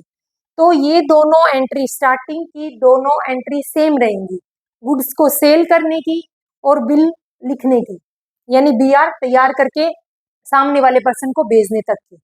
एंट्री चेंज होगी ये वाली एंट्री यहाँ किसके रिगार्डिंग है, जब बिल को अपने पास रखा था कब तक, मेच्योरिटी की डेट तक। आगे मैं इन दोनों एंट्री को नहीं करवाऊंगी, ध्यान रखना ये दोनों एंट्री सेम रहेंगी। किसकी, यहाँ सेल्स की एंट्री है, यहाँ परचेज की एंट्री है, यहाँ बीआर लिखा गया है, यहाँ पर बीपी रिसीव हुआ उसको क्या है, X account debit to BP. तो ये दोनों एंट्री हर सिचुएशन में सेम रहेंगी। मैंने सिर्फ फर्स्ट सिचुएशन करवाई है, अभी मैं आपको 3 सिचुएशन और करवाऊंगी, तीनों में ये दोनों एंट्री सेम रहेंगी। मैं सिर्फ इसी एंट्री को शो करूंगी, यानी तीसरी एंट्री, और अगर इसके बाद कोई फोर्थ एंट्री आती है तो इसको भी शो करूंगी। ध्यान रखना दोनों एंट्री को, हर सिचुएशन में दोनों एंट्री कंपलसरी है। आगे देखते हैं बी पॉइंट।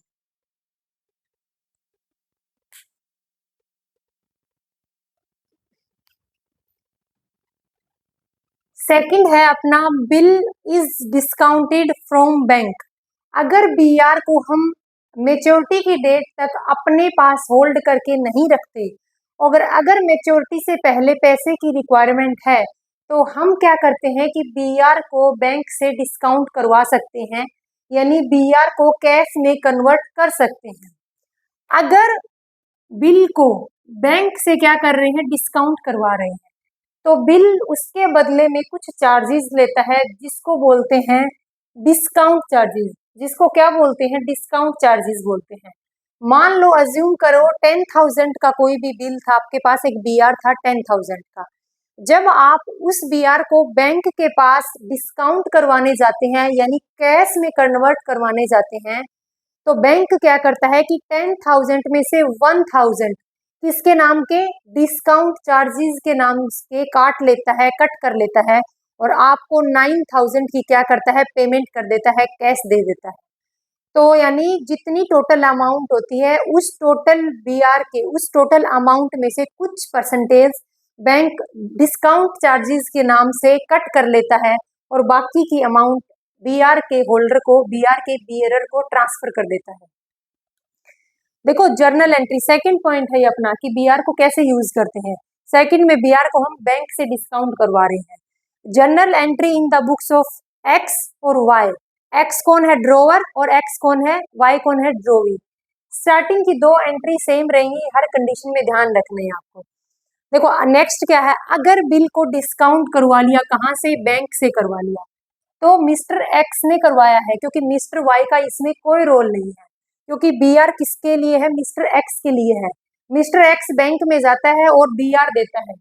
उस टाइम पर आकर मिस्टर एक्स अपनी बुक्स में एंट्री क्या करता है कि bank account debit, mister X का बैंक बैलेंस बढ़ गया, bank account debit, discount charges account debit to bank account, to BR account. देखो मिस्टर एक्स का बैंक बैलेंस बढ़ गया, कितने से, मैंने एग्जांपल दिया था 9,000 से। 1,000 किसके अंदर आएंगे, डिस्काउंट चार्जेस के अंदर आएंगे। क्यों, क्योंकि वो किसके, मिस्टर एक्स के लिए ये डिस्काउंट चार्ज खर्चा है, तो मिस्टर एक्स के लिए क्या हो गया, ये खर्चा हो गया, और खर्चे को क्या करते हैं, डेबिट करते हैं। तो मिले कितने, 9,000। डिस्काउंट चार्जेस एक्सपेंस कितने हो गए, 1,000। किसके थे, बीआर के। Bank account debit, discount charges account debit to BR account. क्या वाई की बुक में कोई एंट्री होगी, क्योंकि वाई को तो ये तक पता भी नहीं है कि मिस्टर एक्स ने उस बिल को डिस्काउंट करवा लिया या नहीं। मिस्टर एक्स अपनी पेमेंट ड्यू डेट पर करेगा, ड्यू डेट से पहले पेमेंट नहीं करेगा।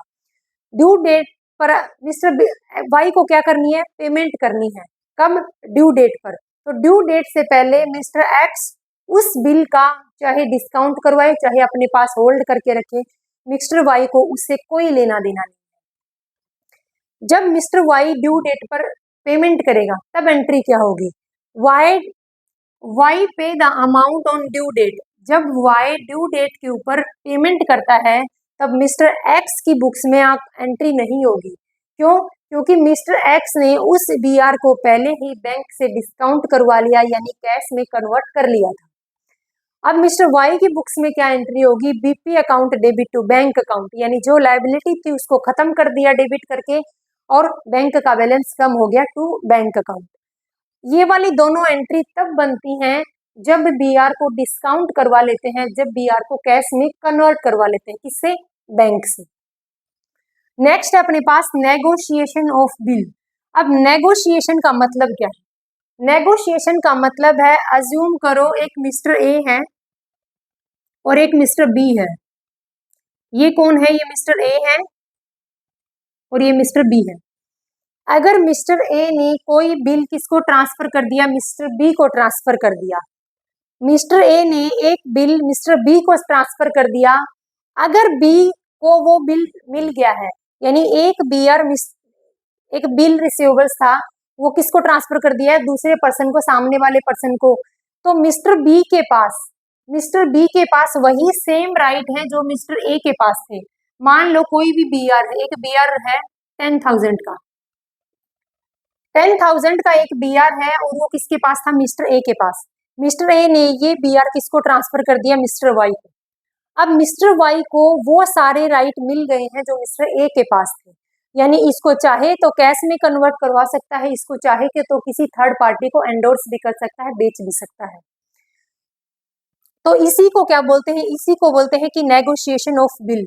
यानी जब एक पर्सन अपने राइट को, किसके राइट है, बीआर, जब एक पर्सन अपने बीआर को किसी दूसरे पर्सन को ट्रांसफर कर देता है और सामने वाला पर्सन क्या है, उस सेम राइट को यूज कर सकता है जो मिस्टर ए के थे, तो उस बिल को क्या बोलते हैं, उस बिल को बोलते हैं कि नेगोशिएशन ऑफ बिल। अब नेगोशिएशन ऑफ बिल को दो पार्ट में कैटेगराइज किया है।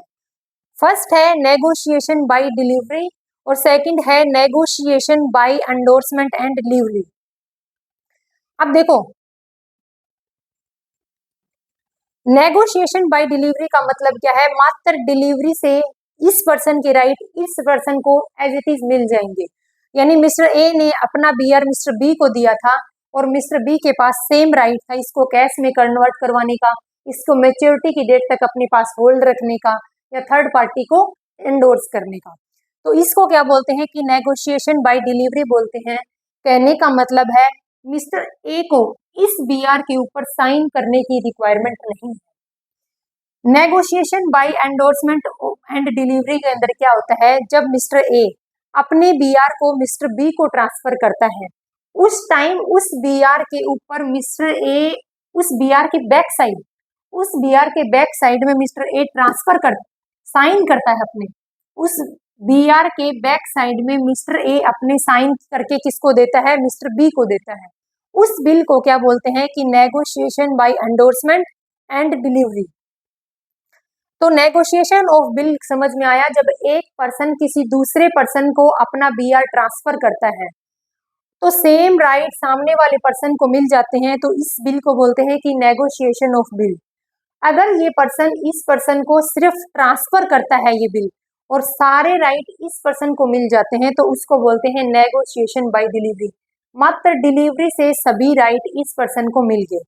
लेकिन अगर डिलीवरी मात्र से राइट नहीं मिलते तो मिस्टर ए इस बीआर के बैक साइड में साइन करता है, negotiation by endorsement and delivery कहलाता है।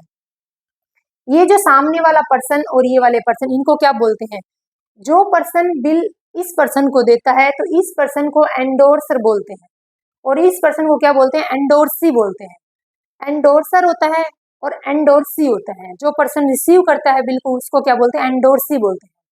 अब नेगोशिएशन ऑफ बिल की बुक्स ऑफ अकाउंट के अंदर कैसे मिस्टर एक्स और मिस्टर वाई क्या करेंगे, एंट्री करेंगे उनको देखते हैं।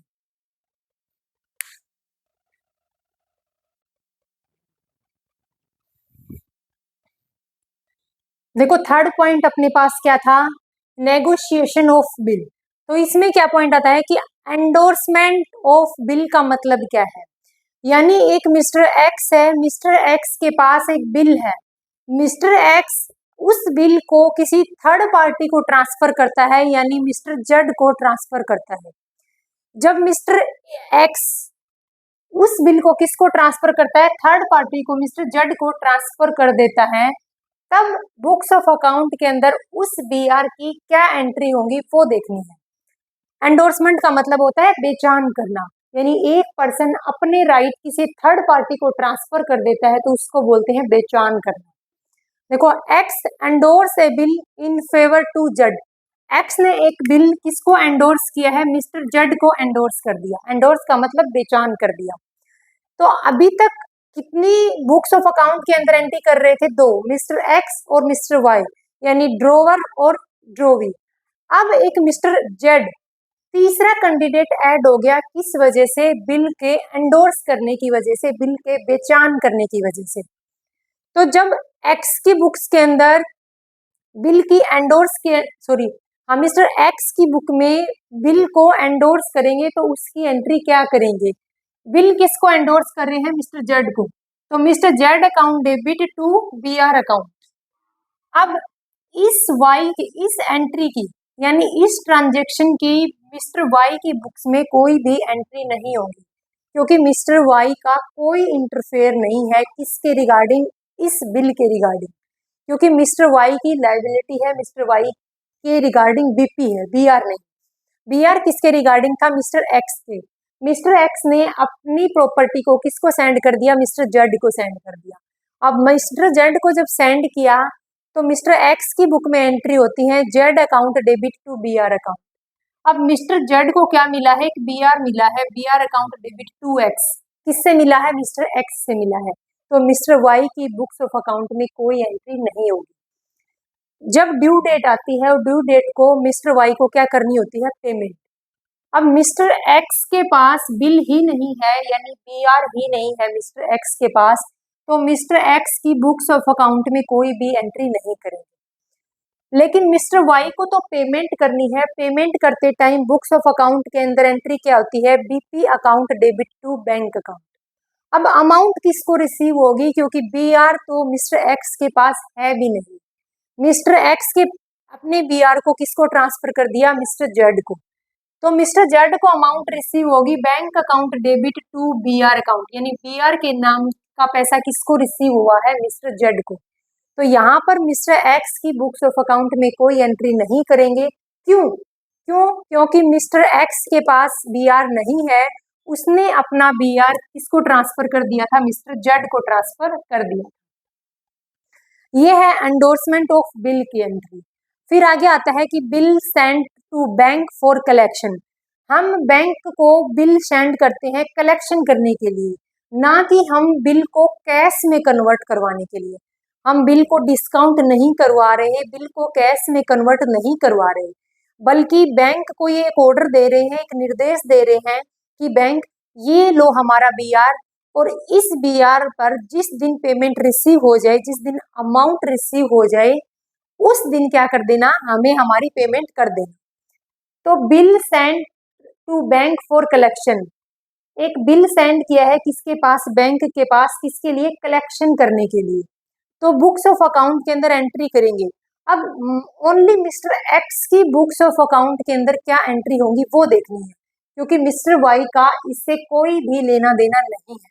तो मिस्टर एक्स की बुक्स ऑफ अकाउंट में bill send to bank for collection के रिगार्डिंग क्या एंट्री होंगी।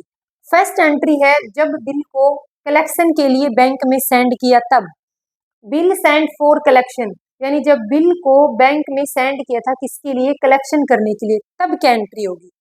Bill send for collection account debit to BR account, जब अमाउंट रिसीव हो जाती है किस दिन, ड्यू डेट पर, जब बिल की बीआर की अमाउंट रिसीव हो जाती है तब एंट्री क्या होगी, बैंक अकाउंट को क्या करेंगे, डेबिट करेंगे to bill send for collection. जिस अकाउंट को यहाँ ओपन किया था उसको क्रेडिट करके अकाउंट को क्लोज कर दिया और अमाउंट रिसीव हुई है किसको, मिस्टर एक्स को, तो मिस्टर एक्स का बैंक बैलेंस बढ़ जाएगा।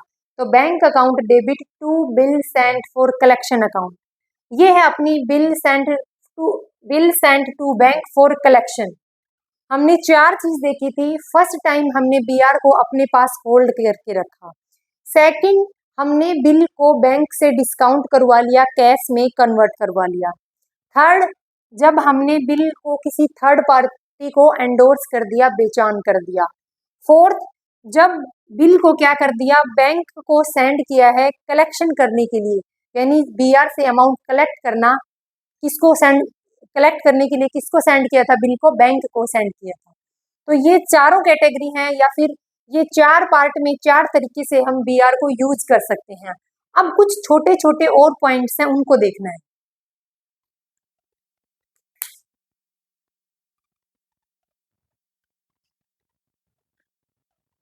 नेक्स्ट टॉपिक है retiring of bill under rebate. देखो रिटायरिंग ऑफ बिल का मतलब क्या है। देखो रिटायरिंग ऑफ बिल का मतलब ये नहीं है कि बिल रिटायर हो गया, बिल कैंसिल हो गया, अब अमाउंट नहीं मिलेगी। रिटायरिंग ऑफ बिल का मतलब है जिस पर्सन के ऊपर बिल लिखा गया था, यानी ड्रोवी, यानी वाई, यानी ड्रोवी के ऊपर बिल लिखा गया था, उस पर्सन ने ड्यू डेट से पहले अगर पेमेंट कर दी तो उस बिल को बोलते हैं retiring of bill. Retiring of bill किस बिल को बोलते हैं, अगर जिस पर्सन के ऊपर बिल लिखा था, ड्रोवर ने बिल लिखा था ड्रोवी के ऊपर, यानी मिस्टर एक्स ने मिस्टर वाई के ऊपर बिल लिखा था, मिस्टर वाई की लायबिलिटी बनती थी किसको पेमेंट करने की, मिस्टर एक्स को। अगर मिस्टर वाई ने मिस्टर एक्स को ड्यू डेट से पहले पेमेंट कर दी तो उस बिल को बोलते हैं रिटायरिंग ऑफ बिल। अगर देखो सेम कंडीशन बनती है डिस्काउंट के जैसे, अगर कोई भी पर्सन टाइम से पहले पेमेंट करता है तो उसको हम क्या देते हैं, डिस्काउंट देते हैं। और डिस्काउंट बिजनेस के लिए क्या है, डिस्काउंट अलाउड बिजनेस के लिए एक्सपेंस है। वैसे ही अगर मिस्टर एक्स को टाइम से पहले पेमेंट मिल जाती है तो मिस्टर एक्स मिस्टर वाई को कुछ छूट देता है, कुछ रिबेट देता है, कुछ डिस्काउंट देता है। Retiring of bill under rebate, यानी टाइम से पहले पेमेंट मिली तो क्या मिलेगी, सामने वाले पर्सन को क्या मिलेगी, छूट मिलेगी। अब देखो दोनों की बुक्स ऑफ अकाउंट के अंदर क्या एंट्री करेंगे, किसकी, अगर टाइम से पहले बिल की पेमेंट कर देता है कौन, मिस्टर वाई, किसको, मिस्टर एक्स को, तब एंट्री क्या करेंगे, Y retire his acceptance before due date. अगर वाई ने जिस बिल के ऊपर एक्सेप्टेंस दी थी, अगर उस बिल को ड्यू डेट से पहले पेमेंट करता है तो एंट्री बनती है bank account debit, rebate on bill account debit to BR account. इसको रिबेट ऑन बिल को डेबिट इसलिए किया गया क्योंकि ये मिस्टर एक्स के लिए एक्सपेंस है। मान लो 10,000 का एक बीआर था, कितनी अमाउंट का था, 10,000 का। 10,000 में से 9,000 तो बैंक में ट्रांसफर कर दी किसको, मिस्टर वाई ने मिस्टर एक्स को। अब टाइम से पहले पेमेंट की है तो मिस्टर एक्स ने मिस्टर वाई को 1,000 की क्या दे दी, रिबेट दे दी। तो टोटल अमाउंट कितनी होगी, 10,000। मिस्टर वाई की बुक्स में एंट्री क्या होगी, BP account debit to bank account. इतनी एंट्री हम पहले भी करते थे जब मिस्टर वाई पेमेंट करता था। अब की बार मिस्टर वाई ने टाइम से पहले पेमेंट किया है इसलिए उसको रिबेट मिली है, डिस्काउंट मिला है। तो रिबेट ऑन बिल्स अकाउंट को क्या करेंगे, क्रेडिट करेंगे। ये किसके लिए, वाई के लिए एक इनकम है। तो एंट्री क्या बनेगी, banks account debit to rebate on bill account debit to BR account. Y की बुक्स में एंट्री होगी BP account debit to bank account, पहले भी होती थी, लेकिन 1,000 रुपीज की क्या मिली है, उसको छूट मिली है, रिबेट मिली है। तो क्या करेंगे, to rebate on bill account. ये किस कंडीशन में है, जब बिल को टाइम से पहले पे कर दिया जाता है, उस टाइम पर कुछ रिबेट दी जाती है, उसकी रिकॉर्डिंग है बुक्स ऑफ अकाउंट के अंदर। नेक्स्ट है डिसऑनर ऑफ बिल। बिल को डिसऑनर कर दिया, बिल डिसऑनर हो गया, इसका मतलब क्या है, अगर एक पर्सन जिसके ऊपर हमने एक बिल लिखा था, यानी मिस्टर एक्स ने मिस्टर वाई के ऊपर एक बीआर लिखा हुआ था, एक बिल ड्रॉ किया था, उस बिल का मिस्टर वाई ने ड्यू डेट तक पेमेंट नहीं किया। अगर टाइम तक पेमेंट नहीं करते हैं, ड्यू डेट तक पेमेंट नहीं करते हैं, मैच्योरिटी की डेट तक पेमेंट नहीं करते हैं, उस बिल को क्या बोलते हैं? डिसऑनर ऑफ बिल, यानी बिल डिसऑनर हो गया, बिल का अनादरण हो गया। Refuse to pay the amount of bill on due date, इनकार कर दिया किसी भी रीजन की वजह से या जानबूझकर। Pay the amount bill on due date पर बिल के अमाउंट को पे करने से इनकार कर दिया, वो कौन सा, वो बिल क्या कहलाता है? डिसऑनर ऑफ बिल कहलाता है। जब कोई भी बिल डिसऑनर हो जाता है और जो बिल का बियरर होता है, यानी जिसको बिल की अमाउंट रिसीव होनी होती है, उस पर्सन को क्या है? उस पर्सन को इन्फॉर्म करना होता है। किसको? ड्रोवर को। देखो मैं बताती हूँ, मान लो एक पर्सन मिस्टर ए है, एक पर्सन मिस्टर बी है और एक पर्सन मिस्टर सी है। अब मिस्टर ए ने मिस्टर बी के ऊपर बिल लिखा। मिस्टर बी की लायबिलिटी बनती थी कि पेमेंट किसको करनी है? मिस्टर ए को करनी है। हम एग्जांपल एक्स वाई जेड का ले रहे हैं, वही लेते हैं, देखो जल्दी समझ आए। मिस्टर एक्स, मिस्टर वाई और मिस्टर जेड। मिस्टर एक्स ने मिस्टर वाई के ऊपर एक बिल लिखा कि आप इस बिल की इस टाइम पीरियड के अंदर पेमेंट कर देना, लेकिन और मिस्टर एक्स ने उस बिल को किसको ट्रांसफर कर दिया? मिस्टर जेड को ट्रांसफर कर दिया। अब देखो मिस्टर एक्स ड्रोवर है, मिस्टर वाई ड्रोवी है और जेड क्या है? पेई है, यानी अमाउंट किसको मिलेगी? जेड को मिलेगी। राइट किसके पास अमाउंट लेने का? जेड के पास है। अगर बिल डिसऑनर हो गया तो जेड की रिस्पॉन्सिबिलिटी बनती है कि वो किसको इन्फॉर्म करे? वो मिस्टर एक्स को इन्फॉर्म करे कि मिस्टर एक्स, ये बिल था और ये बिल मिस्टर वाई ने इस टाइम पर पेमेंट नहीं की, तो आप क्या करें? मुझे पेमेंट करें। तो रिस्पॉन्सिबिलिटी किसकी बनती है? मिस्टर एक्स की बनती है। अब मिस्टर एक्स क्या करेगा, या फिर पेई जिसको मिस्टर वाई कहाँ जाएगा? मिस्टर वाई गवर्नमेंट को इन्फॉर्म करेगा। क्यों? क्योंकि बिल ऑफ एक्सचेंज क्या है? बीआर क्या है? बीआर एक लीगल डॉक्यूमेंट है, इसके ऊपर क्या है? एक लीगल डॉक्यूमेंट है, यानी हम कोर्ट में केस कर सकते हैं अगर मिस्टर वाई पेमेंट नहीं करे। अगर मिस्टर वाई ने बिल को डिसऑनर कर दिया, टाइम पर पेमेंट नहीं की, तो मिस्टर जेड की रिस्पॉन्सिबिलिटी नहीं, अधिकार है, राइट है, किसके पास जाने का? गवर्नमेंट के पास। गवर्नमेंट कहाँ जाएगा? गवर्नमेंट के पास कहाँ जाएगा? किस ऑफिस में जाएगा? तो मिस्टर जेड कहाँ जाएगा? मिस्टर जेड कोर्ट में जाएगा। कोर्ट में गवर्नमेंट का एक पर्सन अपॉइंट किया हुआ है, उस पर्सन को बोलते हैं नोटेरी पब्लिक। नोटेरी पब्लिक का काम क्या है? नोटेरी पब्लिक मिस्टर जेड के उस बिल को रिसीव करेगा और वापस किसको सेंड करेगा? मिस्टर वाई को। और मिस्टर वाई को बोलेगा कि मिस्टर वाई, आपको मिस्टर जेड को पेमेंट करनी थी, आप मिस्टर जेड को पेमेंट करो। फिर भी अगर मिस्टर वाई मिस्टर जेड को पेमेंट नहीं करता है तो फिर क्या होता है? फिर बिल कैंसिल हो जाता है और फिर दोबारा से नया बिल बनाया जाता है। वो बाद की बात है, आगे पढ़ाऊंगी, लेकिन इतना देखो, डिसऑनर ऑफ बिल होने पर मिस्टर जेड, जो कौन था? जो पेई था, पेई को राइट है कि पेई कोर्ट में जाए और कोर्ट में जाकर नोटेरी पब्लिक के पास इस बिल को पेश करे कि मिस्टर वाई मेरी पेमेंट नहीं कर रहा। उस टाइम पर उस बिल पर नोटेरी पब्लिक कुछ ना कुछ चार्ज लेता है, नोटेरी कुछ ना कुछ चार्ज लेगा, उस चार्ज को क्या बोलते हैं? नोटिंग चार्ज बोलते हैं। अब नोटिंग चार्ज पे कौन करेगा? नोटिंग चार्ज एक्स पे करेगा, वाई पे करेगा, जेड पे करेगा, नोटिंग चार्ज पे कौन करेगा? देखो, bill dishonour on due date, अगर ड्यू डेट पर बिल डिसऑनर हो जाता है तो क्या एंट्री करते हैं? वाई अकाउंट डेबिट, एक्स की बुक में क्या एंट्री करेंगे? Y account debit to BR, जिस बीआर को डेबिट कर किया था उसको अब क्या कर देंगे? क्रेडिट कर देंगे और वाई को दोबारा से अपना डेटर्स बना लेंगे। ड्रोवी की बुक में एंट्री क्या होंगी? BP account debit to X account. X pay noting charges, जब एक्स नोटिंग चार्जेस पे करेगा, देखो मैंने यहाँ पर एग्जांपल आपको क्या है? एंडोर्स का भी साथ में दिया है, लेकिन मैंने बुक्स ऑफ अकाउंट के अंदर एंट्री सिर्फ इन दोनों पर्सन की है। मान लो ये थर्ड पर्सन नहीं होगा, पेमेंट इसको ना मिले, और पेमेंट पे ही कौन होगा? अगर थर्ड पर्सन नहीं हुआ तो पे ही कौन होगा? ड्रोवर होगा। तब नोटेरी पब्लिक के पास कौन जाएगा? ये ड्रोवर जाएगा, ये मिस्टर एक्स जाएगा। तो इस मिस्टर एक्स को क्या पे करने पड़ेंगे? नोटिंग चार्जेस पे करने पड़ेंगे। अगर नोटिंग चार्जेस मिस्टर एक्स ने पे किए हैं तो मिस्टर एक्स की बुक में क्या एंट्री होगी? Y account debit to cash account. हमने वाई को यहाँ डेबिट क्यों किया? क्योंकि मिस्टर एक्स ये चार्जेस मिस्टर एक्स की वजह से नहीं, मिस्टर वाई की वजह से सहन करने पड़े। ये सारे चार्जेस मिस्टर वाई से हम क्या करेंगे, वसूल करेंगे। तो इसलिए लिखा है Y account debit to cash account, यानी मिस्टर वाई के रिगार्डिंग हम इन चार्जेस को नोटिंग चार्जेस को पे कर रहे हैं।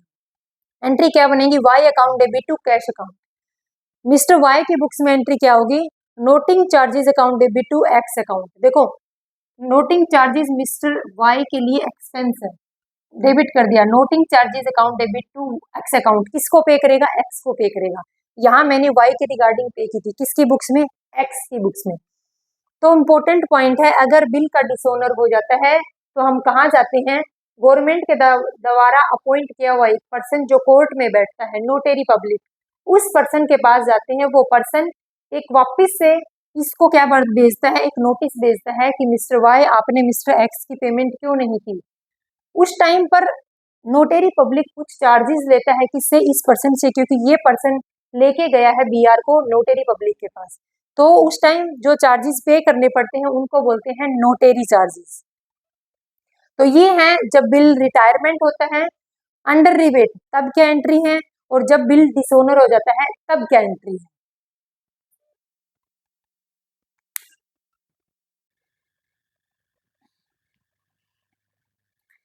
नेक्स्ट टॉपिक है रिन्यूएबल ऑफ बिल, यानी एक नया बिल ड्रॉ करना। एक नए बिल की ड्रॉ करने की रिक्वायरमेंट क्यों है, क्योंकि मिस्टर एक्स ने यानी ड्रोवी ने ड्यू डेट पर पेमेंट नहीं की। रीजन जानबूझकर भी हो सकता है और किसी कारणवश भी हो सकता है, यानी किसी भी रीजन की वजह से अगर मिस्टर वाई मिस्टर एक्स को ड्यू डेट पर पेमेंट नहीं करता तो मिस्टर वाई मिस्टर एक्स को एक नया बिल ड्रॉ करने की कहता है। उस बिल को बोलते हैं, देखो यहाँ लिख रखा है न्यू, रिन्यूएबल ऑफ बिल्स बोलते हैं।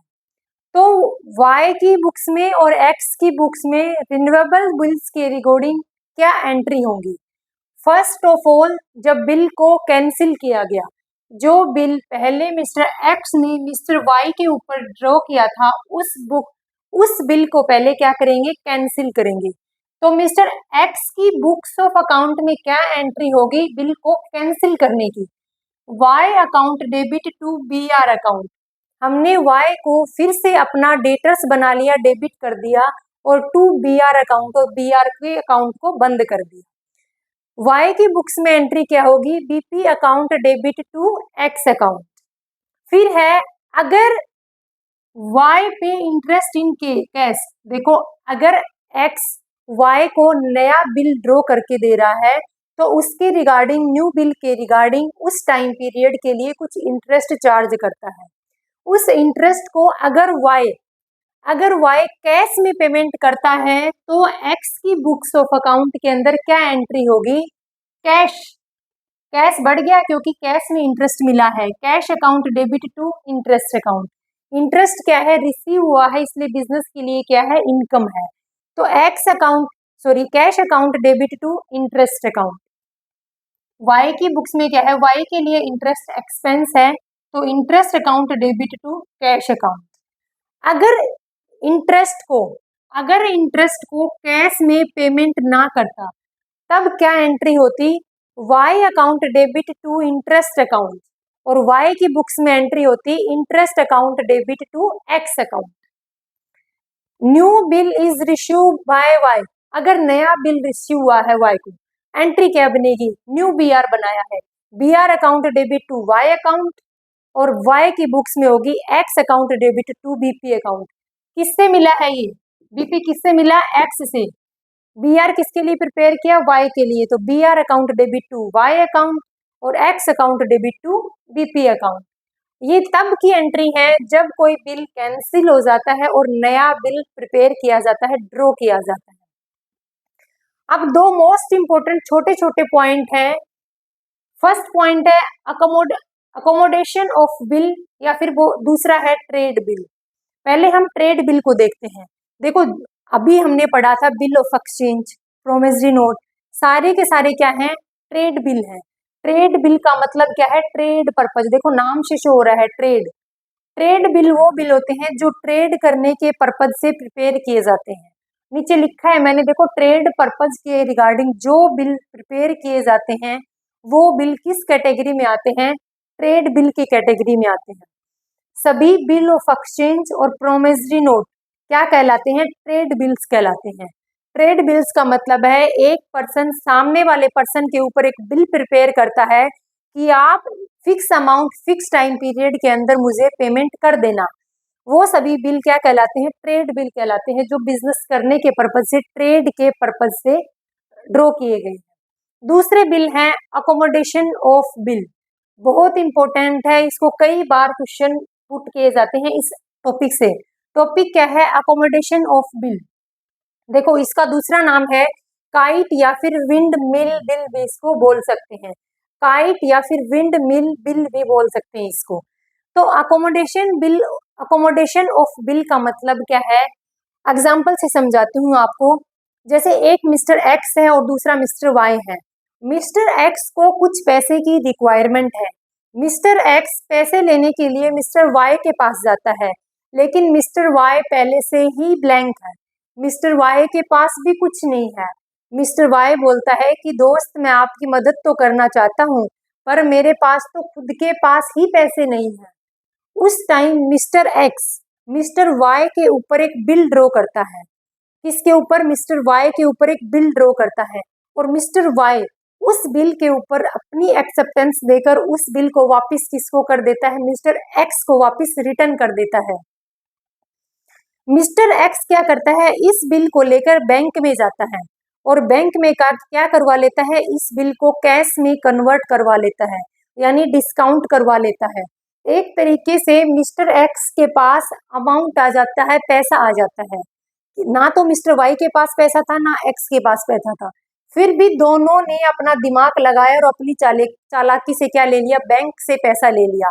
जब मिस्टर एक्स के पास बैंक से डिस्काउंट चार्जेस काटने के बाद अमाउंट रिसीव होती है, तो उस अमाउंट को मिस्टर एक्स यूज कर लेता है, लेकिन ड्यू डेट के ऊपर, लेकिन फाइनल डेट ऑफ मेच्योरिटी के ऊपर जब मिस्टर एक्स को वो अमाउंट पे करनी होती है, किसको? बैंक को। अब पे कैसे करेगा? अब अमाउंट क्या है? अब amount mister x total amount उस अमाउंट से अपना बिजनेस करेगा और अमाउंट अर्न करके, पैसा अर्न करके मिस्टर वाई को देगा, क्योंकि बिल किसके नाम से लिखा हुआ था? मिस्टर वाई के बिल के नाम से लिखा हुआ था। अब मिस्टर वाई क्या करेगा? मिस्टर वाई उस बिल की पेमेंट करेगा, लेकिन मिस्टर वाई पैसे कहाँ से लाएगा? क्योंकि मिस्टर वाई के पास तो कुछ था ही नहीं। पैसे कौन देगा? मिस्टर एक्स देगा, क्योंकि पैसे किसने यूज किए थे? मिस्टर एक्स ने यूज किए थे। तो मिस्टर एक्स अब वो पैसे मिस्टर वाई को ट्रांसफर करेगा, कब? मैच्योरिटी डेट पर। और मैच्योरिटी डेट पर मिस्टर वाई बैंक को पेमेंट कर देगा, और दोनों दोस्तों ने अपना काम निकाल लिया। देखो, अकोमोडेशन बिल ट्रेडिंग पर्पज से नहीं बनाए जाते। नो ट्रेडिंग एक्टिविटी किसके लिए होते हैं? ओनली हेल्प पर्पज के लिए प्रिपेयर किए जाते हैं। देखो, एग्जाम्पल दिया था ना मैंने। मान लो मिस्टर ए और मिस्टर बी। मिस्टर ए बिल्कुल ब्लैंक है, कुछ नहीं है, एकदम फक्कड़ है। मिस्टर बी क्या जाता है? मिस्टर बी जाता है मिस्टर ए के पास कि कुछ पैसे दे दो भाई, मेरे को बिजनेस करना है। मिस्टर बी बोलता है कुछ नहीं है मेरे पास। मिस्टर बी बोलता है मेरे पास एक आइडिया है, अगर आप सहमत हो। मिस्टर बिल बी क्या करता है? एक बिल प्रिपेयर करता है। उस बिल को मिस्टर बी ए को ट्रांसफर करता है, और मिस्टर ए को बोलता है कि आप इसके ऊपर एक्सेप्टेंस दे देना। जैसे ही आप इसके ऊपर एक्सेप्टेंस दोगे, मैं इस बिल को ले जाकर बैंक में सबमिट करवा दूंगा। बैंक मेरे बिल को डिस्काउंट कर देगा, यानी कैश में कन्वर्ट कर देगा। जैसे ही कैश में कन्वर्ट करेगा, मेच्योरिटी की डेट तक, यानी 2 महीने 3 महीने, मैं उस अमाउंट को यूज करके मनी अर्न कर लूंगा।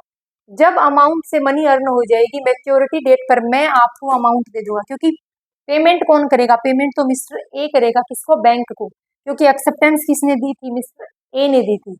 तो मिस्टर बी कुछ अमाउंट मिस्टर ए को दे देगा, जितनी उस बिल की थी, जितनी उस बैंक से जितना लिया था अमाउंट। उस टाइम मिस्टर ए क्या करेगा? उस अमाउंट को बैंक में सबमिट करवा देगा, रिटर्न कर देगा। तो यहाँ पर क्या हुआ है? यहाँ पर एक दोस्त ने अपनी एक्सेप्टेंस के बेस पर दूसरे दोस्त की क्या करी है? हेल्प करी है। यानी इस बिल को क्या बोलते हैं? अकोमोडेशन ऑफ बिल बोलते हैं। ये बिल ट्रेडिंग पर्पज से रिलेटेड नहीं है, सिर्फ हेल्प पर्पज से के रिगार्डिंग इस बिल को तैयार किया गया है। किसको? अकोमोडेशन ऑफ बिल को। तो हमने क्या पढ़ा, ट्रेड बिल और accommodation of bill. Trade bill trade purpose के लिए होता है और अकोमोडेशन बिल हेल्प पर्पज के लिए है, ट्रेड पर्पज के लिए नहीं है। तो हमने यहाँ पर आज कौन सा चैप्टर कंप्लीट किया है? चैप्टर कंप्लीट किया है bills of exchange. Thank you.